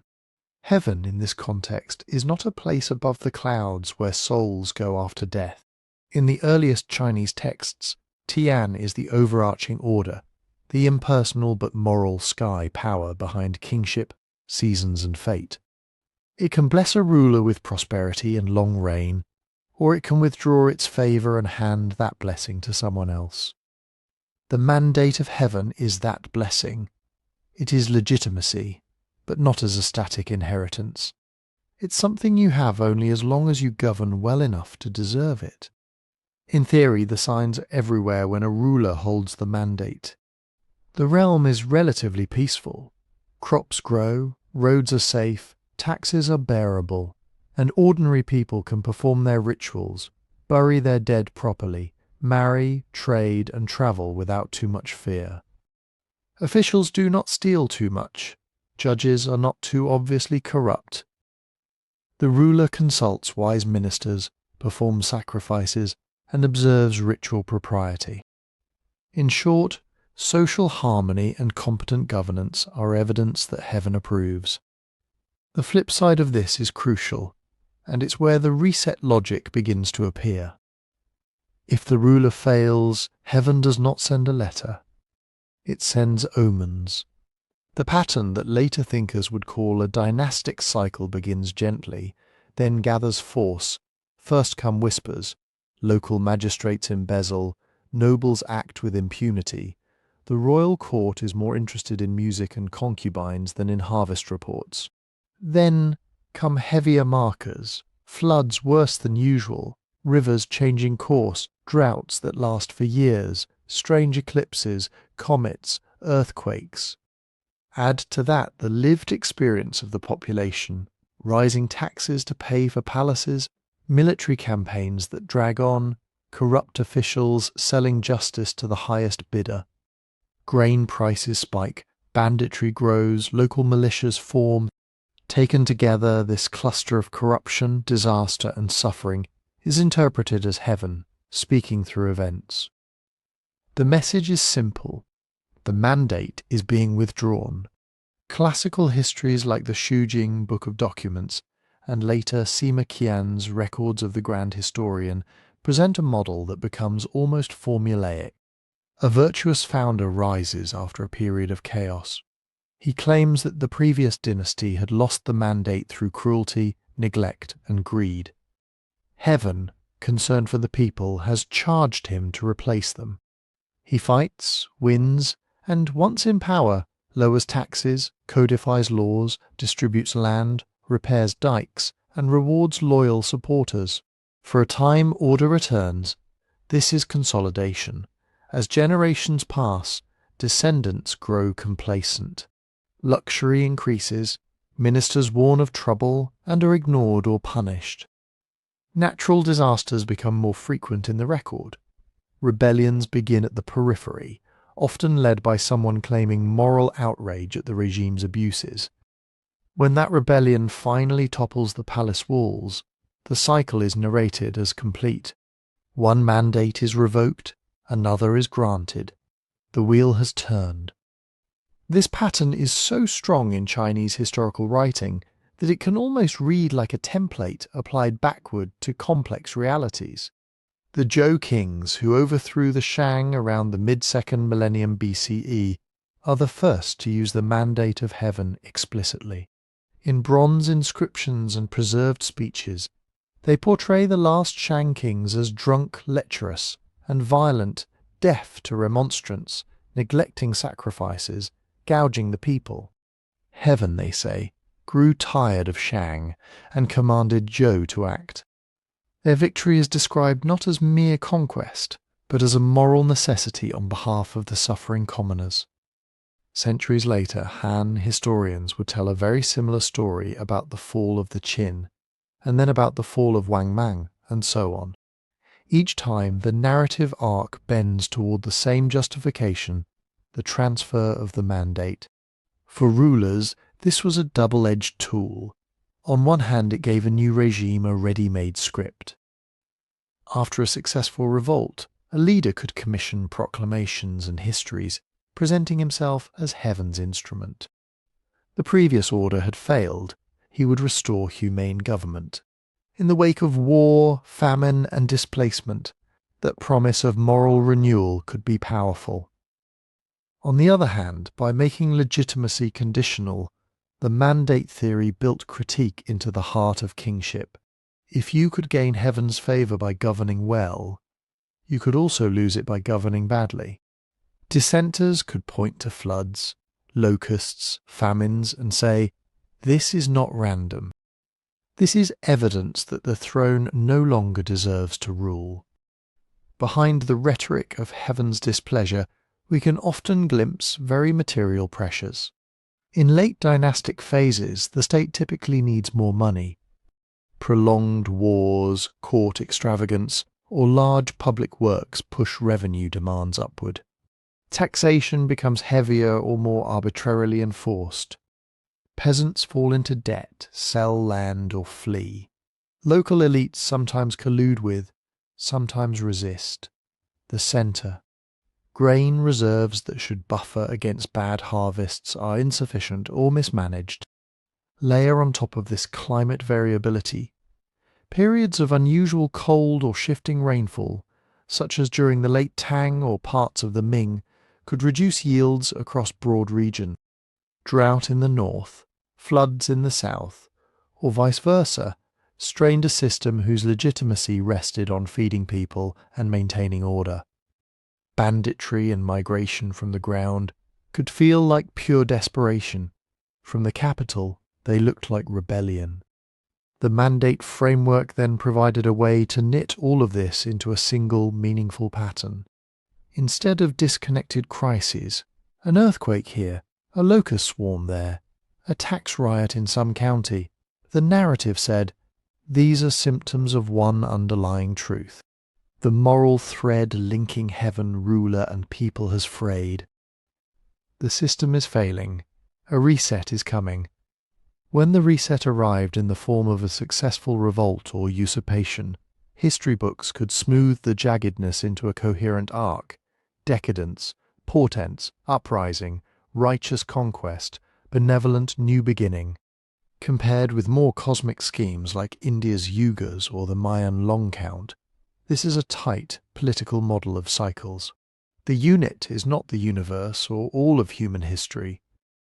It is the dynasty, a few centuries perhaps of rise, flourishing and decay.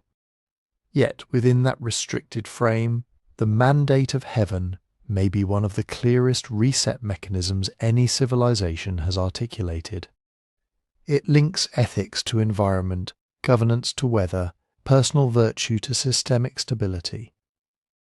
It says, when rule turns predatory and the world itself seems to revolt, through storms, famines and unrest, this is not the end of everything. It is the end of this house, this line, this order. Another will take its place, claiming to restore what was lost. And so, in the Chinese imagination, history becomes a staircase of resets. Shang to Zhou, Qin to Han, Tang to Song, Ming to Qing. Each fall is framed as both punishment and opportunity, both catastrophe and renewal. Each new beginning carries for a while the fragile promise that heaven once again approves, and that the pattern, for now, is right. If the mandate of heaven uses droughts and floods as signs, many other traditions go a step further. They imagine not just a bad year or a ruined province, but everything underwater. Again and again, across continents we find some version of the same story. The world, or at least the known world, drowns. A few survive in a boat, on a mountain or on some kind of floating refuge. When the waters recede, they step into a cleaned, emptied landscape and begin again. Mesopotamia preserves one of the oldest and clearest versions. In the Sumerian and later Akkadian tales that feed into the Epic of Gilgamesh, the gods grow weary of human noise and disturbance. They decide to wipe humanity away with a flood. One man, Ziusudra in one telling, Utnapishtim in another, is warned. He is told to build a great boat to take his family, craftsmen, and the seed of all living things. The storm rages, the boat rides it out. It comes to rest on a mountain. Birds are sent out to test whether the earth is dry. Sacrifices are made. The gods regret, negotiate, and promise never to destroy like this again. The biblical story of Noah, written much later but clearly aware of this Mesopotamian template, follows a similar arc. Here the reason for destruction is not noise but violence and corruption. The earth is filled with violence and moral rot. Noah builds an ark, gathers animals 2 by 2 or 7 by 7 depending on the verse, floats above a drowned world. Again there is a mountain. The sending of birds, a sacrifice, a promise marked by a bow in the clouds. The logic is the same: total cleansing, then covenant, then restart. In South Asia, the frame shifts but the pattern remains. In some early Indian texts, the Manu flood story begins almost incidentally. A tiny fish begs Manu, a wise man, to spare it. As he protects and nurtures it, the fish grows impossibly large and reveals itself as a manifestation of Vishnu. It warns Manu of a coming deluge. Manu builds a boat, ties it with a serpent to the fish's horn, and is towed to safety while the waters swallow everything else. This is not just catastrophe, it is an act of preservation. Manu carries the seeds of life and the Vedic wisdom texts into the next cycle. The flood is woven into the broader Indian rhythm of yugas and cosmic dissolutions, a watery reset embedded in a much larger pattern. Travel east and south, and you find echoes. Some Aboriginal Australian traditions speak of great inundations that covered coastal plains, chasing ancestral beings inland. In parts of Polynesia, there are tales of people saved by climbing to mountain tops or trees when the sea suddenly rushes in. In China, the myth of Gun and Yu tells of a world plagued by unending floods, where the work of draining and channeling the waters becomes the very foundation of legitimate rule. In the Americas, too, water often marks the end of one age and the opening of another. Some Mesoamerican myths speak of previous suns or worlds destroyed by floods that turned humans into fish. Certain Andean stories remember lakes that rose up and overspread the land, or rains so heavy they erased fields and villages. In North America, many indigenous nations hold stories of a world-covering flood and a raft or canoe that bears people and animals until a new land, or an old one re-emerging, is found. Why does this theme appear so often? Part of the answer may be simple memory. Human societies have always clustered near water, rivers, deltas, coasts. Those are exactly the landscapes that can change fastest and most violently. A river that usually rises gently can, once in a century, leap its banks and cut a new channel, shaving away entire settlements. A monsoon can stall and dump weeks of rain in days. A storm surge can push the sea dozens of kilometres inland. At the end of the last ice age, meltwater pulses drove global sea levels up by scores of metres. Low-lying coastal plains disappeared. Islands became archipelagos. What had been land for generations turned, within a few human lifetimes, into open water. Archaeology and geology can trace some of this. Sediment cores show abrupt transitions from soil to marine mud. Drowned forests sit offshore beneath modern waves. In places like the Black Sea, the Persian Gulf, Doggerland in the North Sea, and the Sunda Shelf in Southeast Asia, there is evidence that areas once dry were inundated over periods that would have been perceptible within oral memory. Some researchers suggest that particular flood myths might preserve echoes of such events. But here the line between what we can and cannot say becomes sharp. We can study ancient flood deposits along the Tigris and Euphrates and see layers that look like major river floods, perhaps catastrophic for the city that stood there. We cannot point to one specific layer and declare, this is Noah's flood, or this is Ziusudra's. We can track the general rise of post-glacial seas and note that coastal peoples would have been repeatedly displaced. We cannot map those shifts neatly onto any one Polynesian or Australian story. What we see instead is a pattern. Human groups living with water that sometimes nourishes and sometimes destroys, and stories that compress generations of such experience into one overwhelming event. Why is the flood, among all disasters, so attractive as a symbol of reset? Fire destroys too, but it leaves ash and scar and the sense of burning wrath. Floods feel different. When the water recedes, what remains can appear strangely clean. Mud-slicked, yes, but scrubbed of clutter. Fields are bare. Houses are gone. Many of the dead have been carried away. The slate looks, in a harsh sense, wiped. Culturally, that lends itself to metaphors of washing away sin, corruption, or noise. The Mesopotamian gods drown a city made too loud. The biblical deity drowns a world made cruel. In both cases, the survivors are framed as a remnant, purified and chosen, tasked with rebuilding better. Even when the story is less moralized, when the flood comes as an impersonal cosmic turn, the result is similar. What existed before cannot simply be patched up. It must be replanted, reseeded, refounded. There is also an ecological realism here. Real river floods can be destructive, but they also renew. Nile floods, when moderate, spread silt and fertility. Monsoon-swollen rivers deposit nutrients on floodplains. A disaster year might be followed by years of abundance. The idea that water both kills and restores is not just symbolic, it is agricultural experience.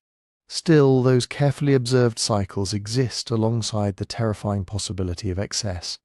The year when the river ignores its banks entirely, or the ocean does not stop at the dunes.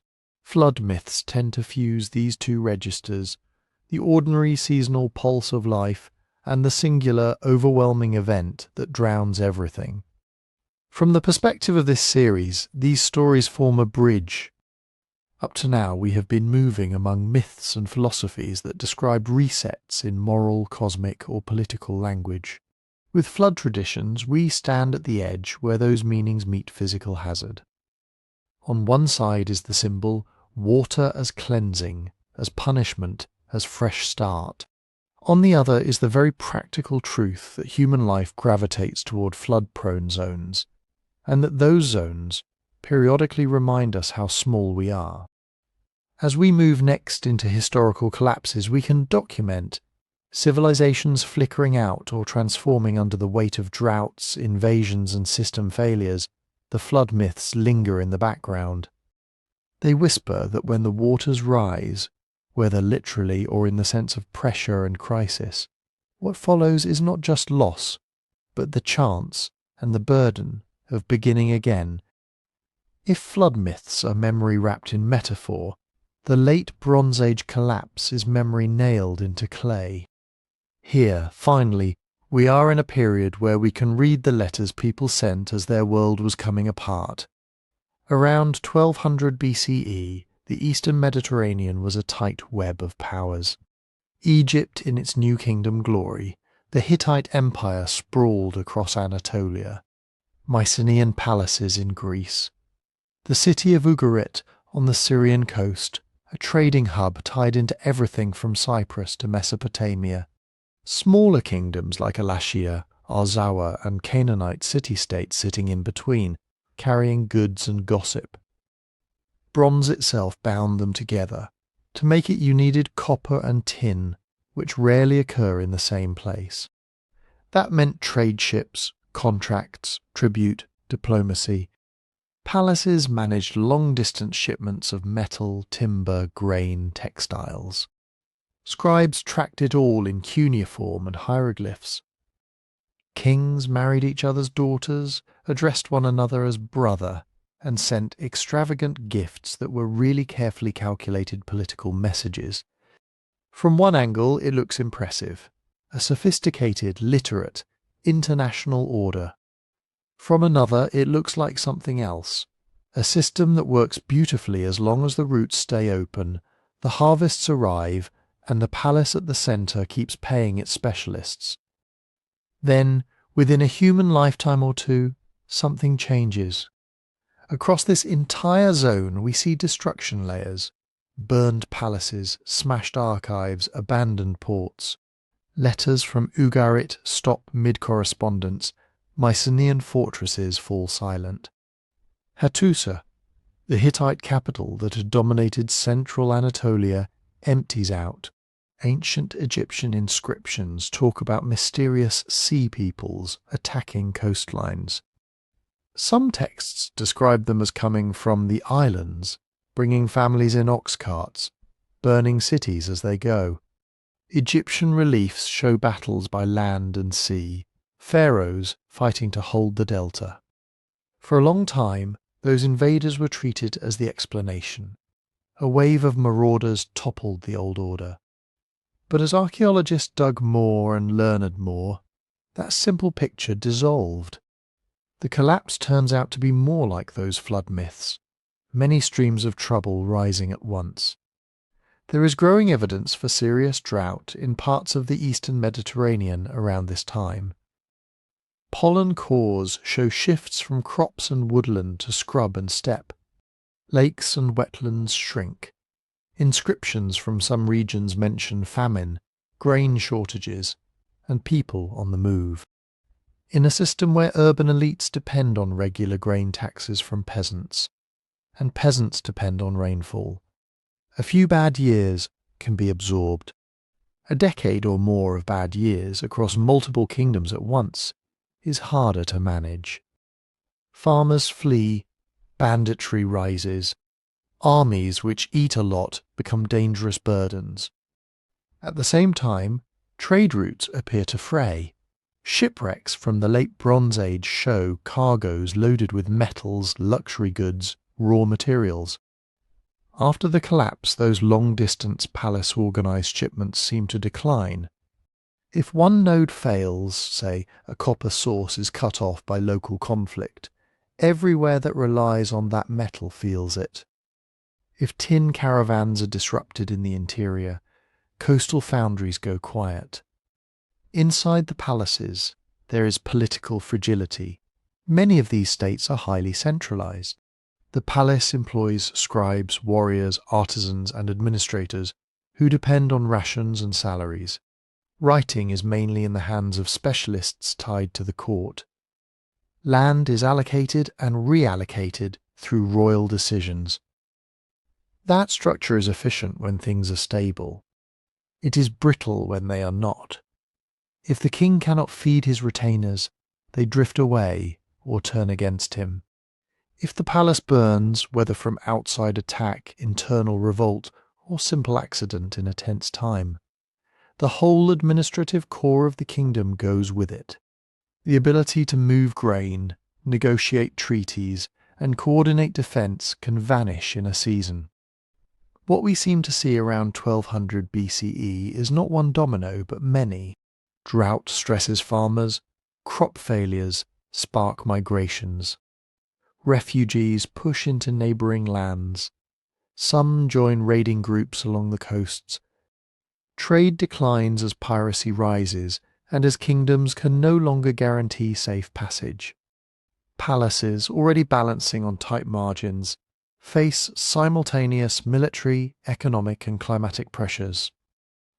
When enough of them fail, the network that tied the late Bronze Age together simply unravels. In the aftermath, literacy contracts. In places like Greece, the Linear B script used to keep palace accounts disappears. For centuries, we have no written records from that region, even though people are still there, farming, worshipping, fighting, telling stories. In parts of Syria and Anatolia, cuneiform archives cease. Local scripts sometimes emerge later, but the old habit of vast regional bureaucracies fades. Cities shrink or are abandoned. Monumental architecture pauses. International great king correspondence ends. From the vantage point of later historians looking back at the layers, it can resemble a darkening of the lights. And yet, under that apparent dimming, something else is happening. New polities form in the ruins of the old empires. In the Levant, small kingdoms like Israel, Judah, and Phoenician city-states take shape in the power vacuum left by Hittites and Mycenaeans. In Greece, village societies gradually reorganize. Centuries later, out of that reorganization will come the alphabet, the epics attributed to Homer, and eventually the classical city-states. Technologies change. Iron, which had been rare and precious, begins to spread. It is not necessarily superior in every way to the best bronze, but its raw materials are more widely available. You do not need access to distant tin. Local iron ores often suffice. In a world where the old trade networks are broken, that matters. Tools and weapons can be made closer to home. Culturally, old elements recombine. The so-called sea peoples do not simply vanish. Some seem to settle along Levantine coasts, becoming part of new ethnic mosaics. Ideas about gods, writing systems, and political forms move along with those displaced peoples. The Phoenicians adapt and spread alphabetic writing.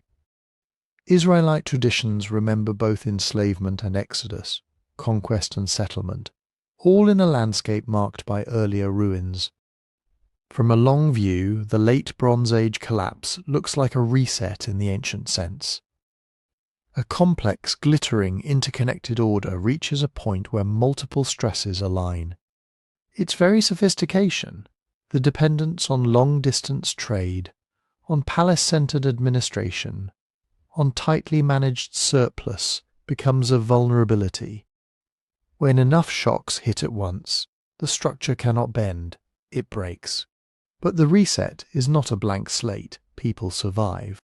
Fields are still there, even if the irrigation canals need to be dug again. Local knowledge of soils, seasons, and shrines persists. New leaders arise who do not run vast Bronze Age empires, but smaller, more flexible kingdoms and city-states. They pick through the ruins, salvage what works, and let the rest go. The lesson, if there is one, threads quietly through this story. High complexity can be brittle. Systems that seem permanent can, under the right combination of droughts, wars, and disruptions, contract with shocking speed. Literacy, bureaucracy, even cities themselves can thin out or disappear for generations. But collapse is rarely total erasure. It is more often a narrowing, followed by reconfiguration. The scripts change, the gods get new names, trade finds new routes, and what was once an end becomes, in hindsight, just one more turn in a longer cycle. As we move to other crises, the Black Death, climate swings, migrations, the Bronze Age ruins behind us remind us that every age that feels final is to someone further on only a middle chapter. The late Bronze Age collapse shows us one kind of reset, palaces burning, scripts vanishing, networks unraveling. The Black Death shows us another. Here, the cities do not vanish. The churches do not fall, the king's names keep being written down. But inside those structures, almost everything quietly changes. In the mid-14th century, something begins moving along the old trade routes that had stitched Eurasia together. caravans from Central Asia, merchant ships in the Black Sea, grain boats slipping into Mediterranean harbours. The same lines of connection that once made fortunes now carry something else. A bacterium travelling in fleas on rats, and then in time from human to human. Exactly how and where it started is still argued over, but by the late 1340s, people across much of Europe, North Africa, and the Middle East agree on one thing: death has become strangely crowded. In some regions, perhaps a third of the population dies. In others, more. Villages lose so many people that they are never resettled. Entire streets stand empty. Fields go untilled because no one is left to walk behind the plough.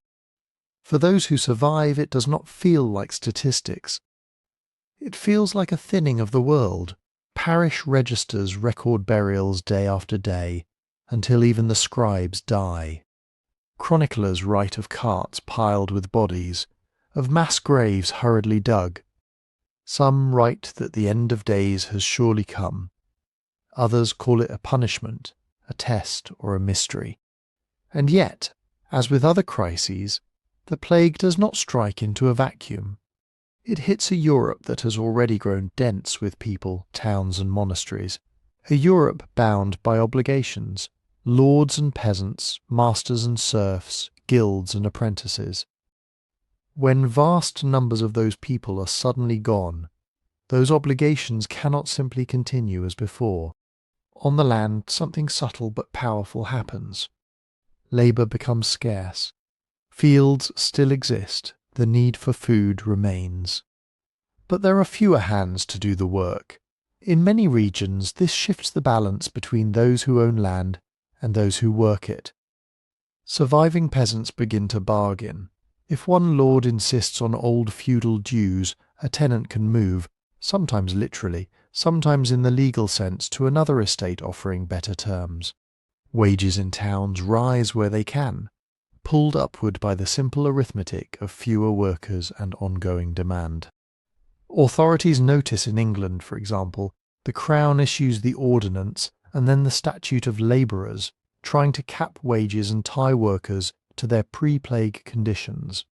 Similar attempts appear elsewhere. Rules to freeze prices, limit movement, keep the old order from shifting. They do not fully succeed. Over the following decades we see more peasant revolts, more collective bargaining, more space for townspeople and rural workers to negotiate. Serfdom weakens in some regions, especially in Western Europe.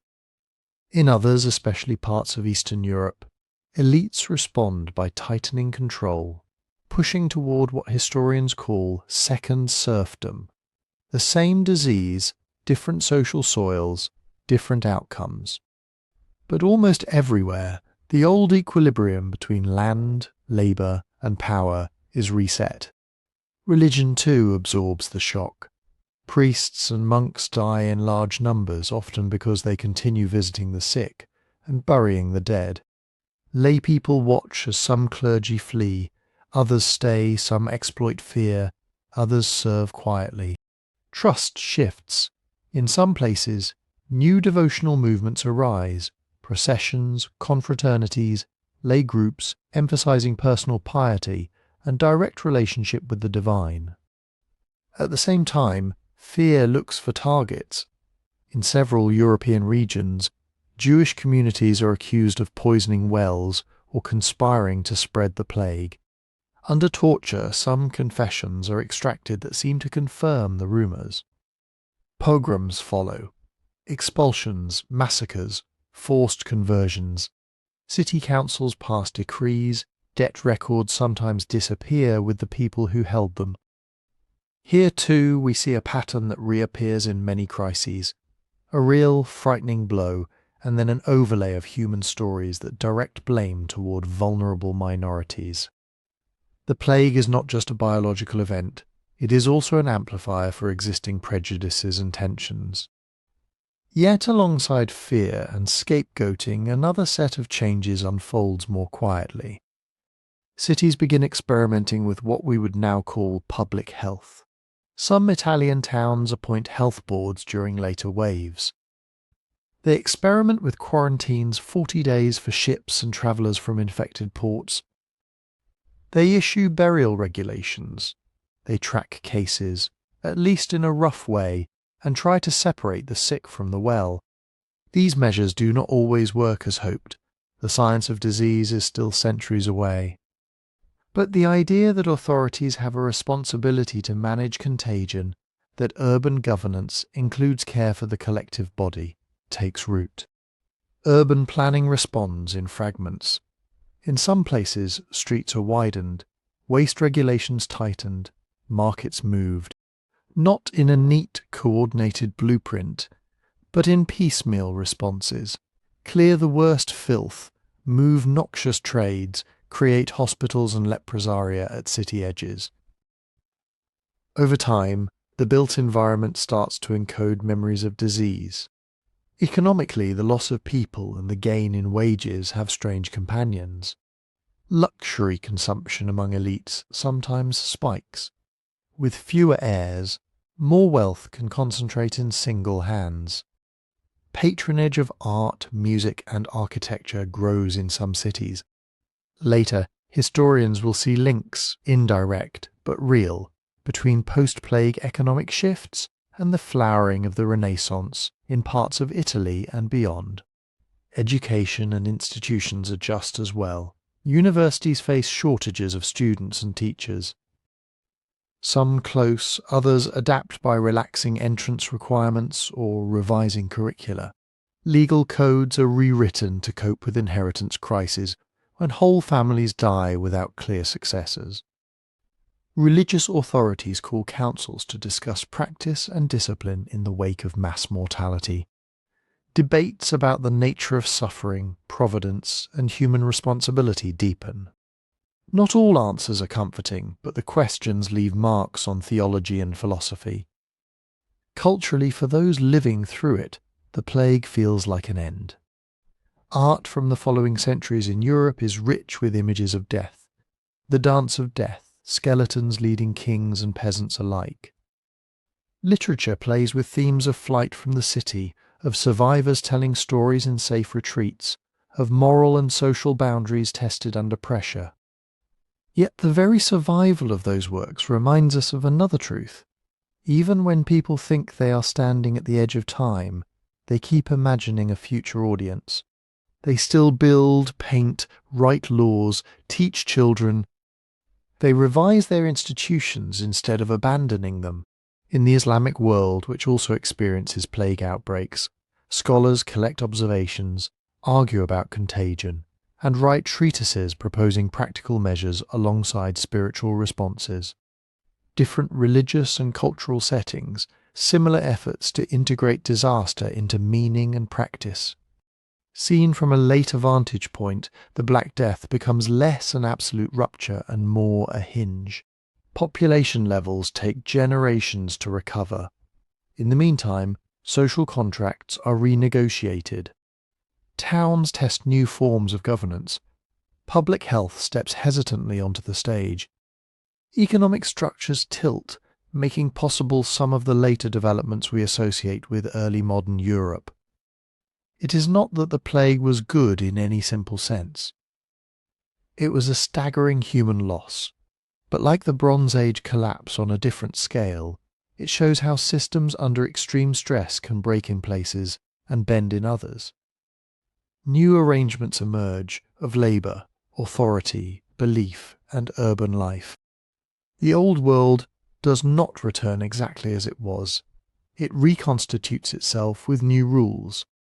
As we turn to climate swings, famines, and large-scale migrations, the Black Death sits in the background as another reminder. What feels like the end from inside the moment can, over longer spans, look more like a dangerous, painful corridor between one configuration of society and the next. Not every reset arrives as a single, named catastrophe. Sometimes it comes as a string of bad years, a few colder summers, a series of failed monsoons, one harvest that is merely poor, followed by one that is worse, followed by one that does not come at all. From the distance of centuries we can plot these things on graphs. volcanic eruptions, solar minima, shifts in ocean currents. But for the people who lived through them, the signal is simpler. The weather feels wrong. The stores run low, and promises made in easier times become impossible to keep.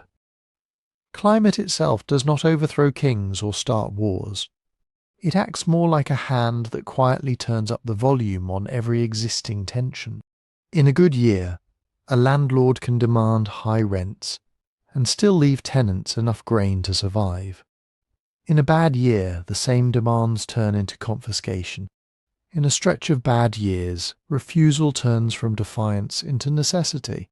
This is how famines begin, not only with empty skies, but with systems that cannot bend far enough when the skies stay empty.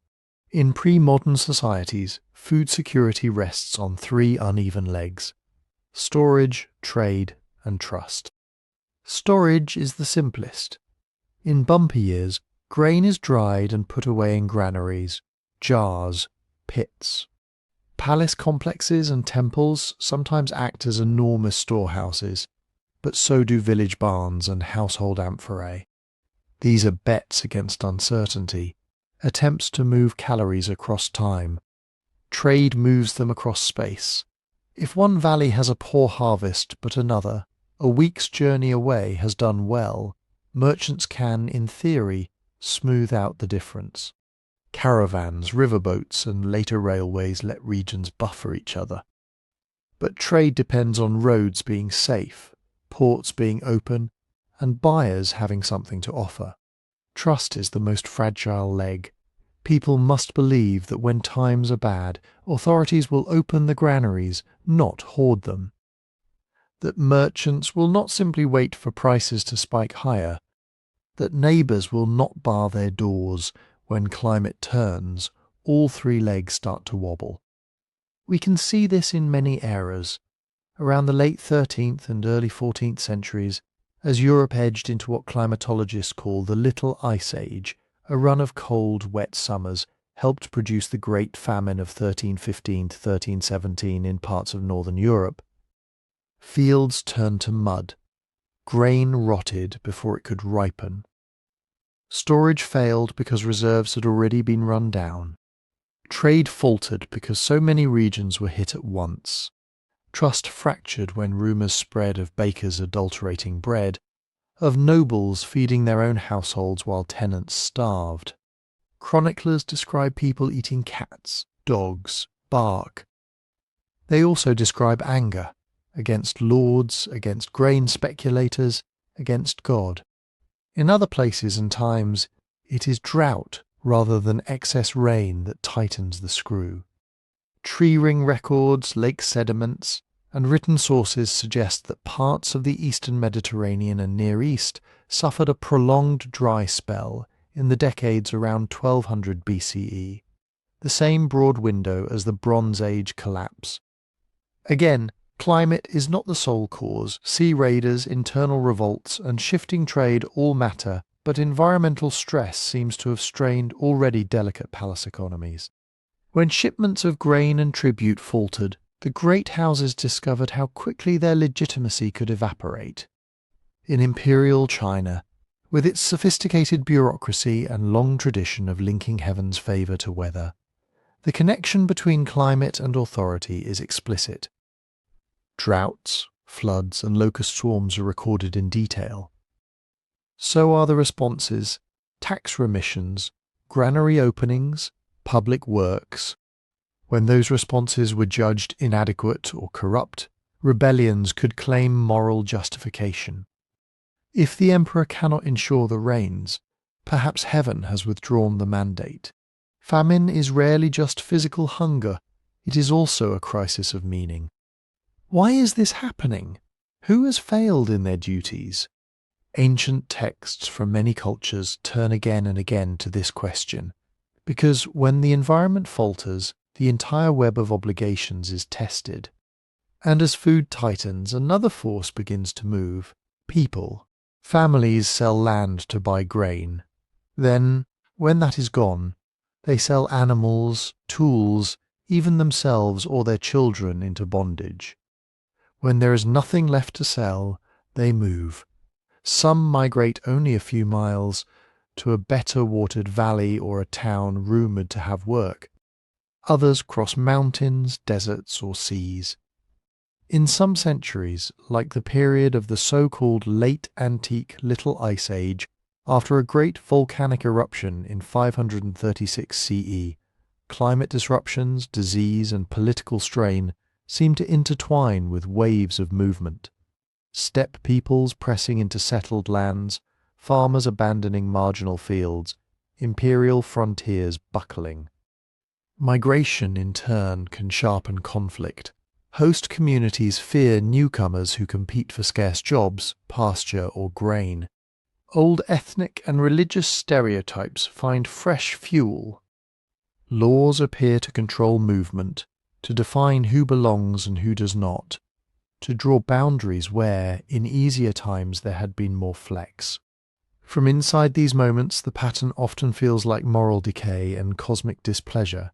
Strange storms, failed harvests, strangers at the gate, prices slipping out of reach, rulers who seem either powerless or predatory.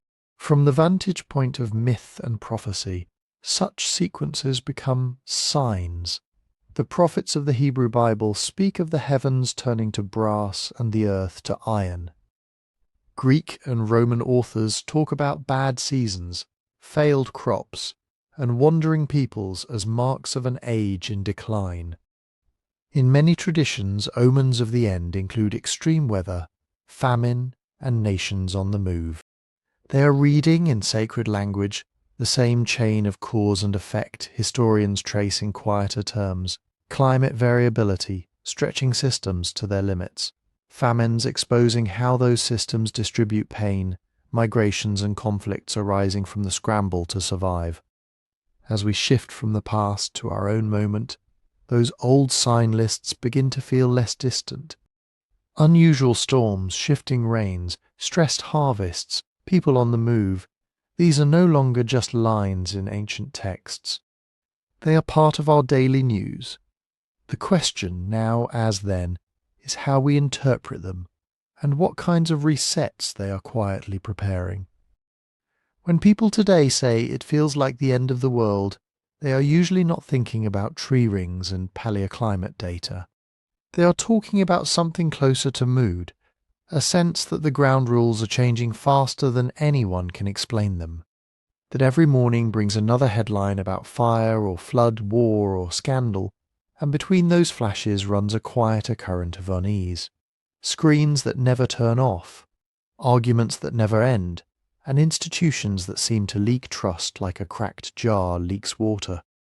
Ancient writers had different technologies, but some of the sensations they describe are remarkably familiar. Think about information. For most of human history, a person's information world was small, a village, a market, a handful of travellers passing through. News moved at the speed of feet and hooves. Rumours could still ignite panic, but they took time to spread. And most of what you saw each day was simply ordinary life. Then imagine the shock of a printing press in the 15th century, or cheap newspapers in the 19th, or telegraph cables under the ocean. Each of these was an acceleration. Suddenly, events far away pressed into people's homes, bringing wars, famines, and scandals that would once have remained abstract into daily consciousness. Moral panics often followed. Pamphleteers in Reformation Europe flooded cities with polemics accusing enemies of corruption and heresy. Late 19th century newspapers printed lurid stories about crime and decadence in the growing industrial cities. Commentators began talking about degenerate ages, lost virtues, youth going astray. Today, the acceleration is again on a new scale. A phone in your pocket can summon storms from the other side of the planet. Footage of riots, graphs of ice sheets, bankruptcy filings, celebrity quarrels and new scientific papers, all braided into the same endless scroll. Algorithms amplify whatever grabs attention, which often means whatever is alarming or infuriating. The subjective effect is a kind of permanent crisis. Ancient apocalyptic texts use lists of signs of the end that feel, in their own idiom, like attempts to catalogue this sensation. Wars and rumours of wars, nations rising against nations. People becoming lovers of themselves without natural affection. Knowledge increasing, hearts failing for fear. The details differ, but the emotional palette overlaps.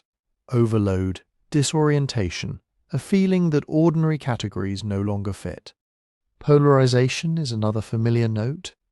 Many prophetic texts describe a sharpening of divisions at the end of an age, sheep and goats, righteous and wicked, true believers and scoffers. This is partly theology, but it also mirrors what happens when societies are under prolonged strain. Economic gaps widen, regional differences harden, media ecosystems split into echo chambers. In such climates, people begin to sort the world into allies and enemies more quickly. We see versions of this in late Republican Rome, where senatorial factions branded each other as traitors to the old virtues, and in late medieval Christendom, where rival reform movements accused one another of hastening the Antichrist. Our own political and cultural splits, amplified by digital networks, are not identical to those, but they rhyme. Then there is distrust. For ancient writers, one of the clearest marks of a failing age is the breakdown of confidence in rulers, priests, judges. The Hebrew prophets rail against corrupt officials and dishonest scales. Chinese chronicles record court factions manipulating grain relief. Hesiod complains that crooked-dealing men twist justice. Once trust phrase, every new shock is interpreted through suspicion. A bad harvest becomes evidence of divine anger or elite conspiracy. A disease outbreak becomes a plot. In modern form, we see similar patterns. Doubts about statistics, about experts, about motives. Conspiracy theories flourish in exactly the kinds of turbulent periods when older frameworks feel inadequate. Behind all of this lies a simple psychological habit, pattern seeking. Human beings are exquisitely tuned to notice sequences and assign meaning to them.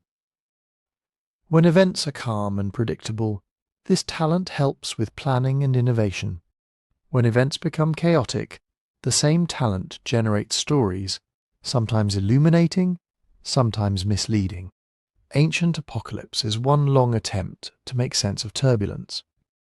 Rather than seeing scattered disasters, it stitches them into a meaningful arc, a decline from a better past, a crisis of the present, and a purifying reset that leads to renewal.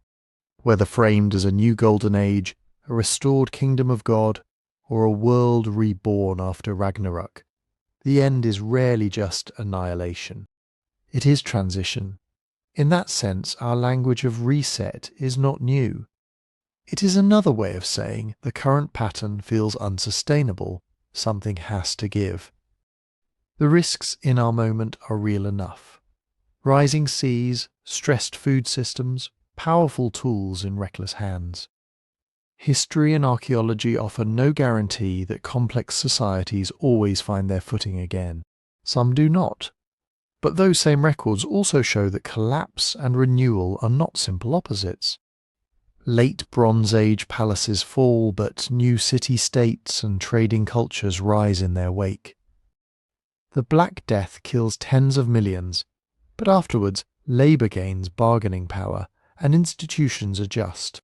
Even in religious apocalypses, after wars and fires and judgments, there is almost always a new world, green again, or ordered. So when people say it feels like now is some kind of hinge, they are standing in a long tradition. What changes across ages is not the existence of stress, but the speed and scale and the tools we use to respond. Our technologies amplify both danger and coordination. Our stories about endings influence what we notice, what we fear, and what we are willing to attempt. If we look at our present through that older lens, reset stops being a single cliff edge and starts to look more like a spectrum. Some transitions are gentle, like a dynasty quietly handing power to another. Some are sharp, like a city burned and rebuilt. Many are mixtures, long grinding adjustments punctuated by sudden shocks. By that definition, we are already inside several resets at once. A climate regime shifting beneath our feet, a digital revolution rewiring communication, a global order straining under new weights. Ancient texts would call this the time of signs. Historians might call it a period of transformation.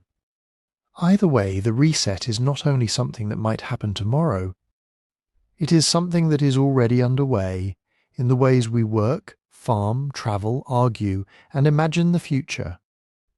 What remains as we drift towards sleep is to ask what we carry through such passages and how those older stories of endings and beginnings might help us think more quietly about the choices still open. Across all these traditions, one pattern keeps resurfacing. Endings are rarely only endings. Hesiod's ages descend, but the Iron Age is still a place where justice can be practiced.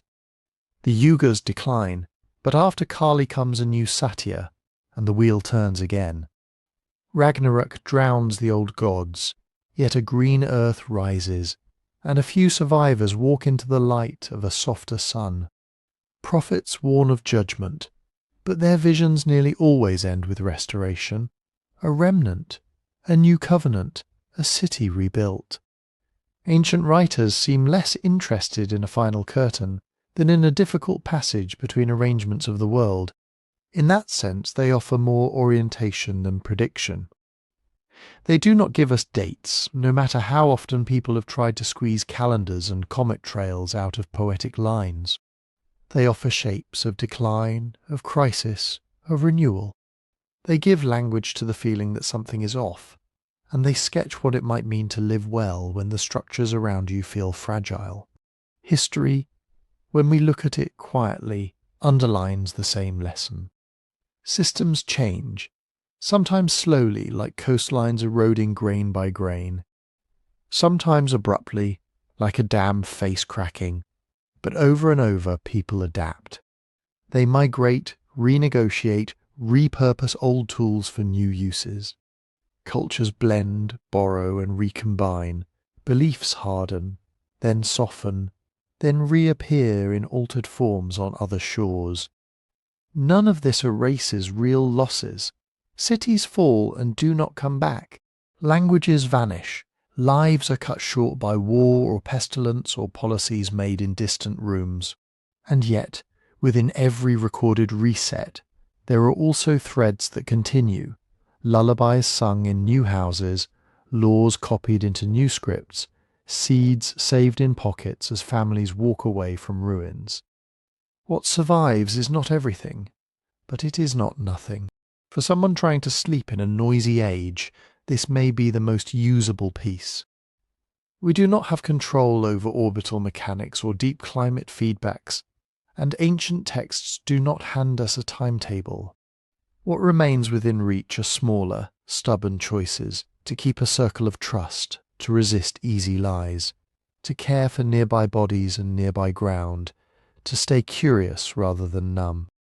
In times that feel like thresholds, those are not negligible acts. They are the basic materials of any livable reset. As you settle in, you might let the grand timelines recede a little. Let the yugas and ages and dynasties drift to the edges of your thoughts. Bring the focus closer, the room you're in, the breath you're taking, the people whose lives brush against yours. Tomorrow will still contain its uncertainties. It always has, for everyone who ever read omens in the sky or headlines on a screen. But the quiet work of shaping your corner of the pattern is still available, even now. If this journey through old endings and new beginnings has kept you company tonight, you can help it reach others. Gently tap like if you feel like it, and subscribe if you'd like more slow histories to fall asleep to. I'd love to know where you're listening from and what time it is as these words reach you. Leave a comment. whether it's late at night, early morning, or some in-between hour. For now, you can let the stories rest. The world has ended and begun again more times than we can count, and in the long, uneven rhythm of those cycles there is room still for you to close your eyes, loosen your grip on the day, and carry forward only what you need into whatever comes next.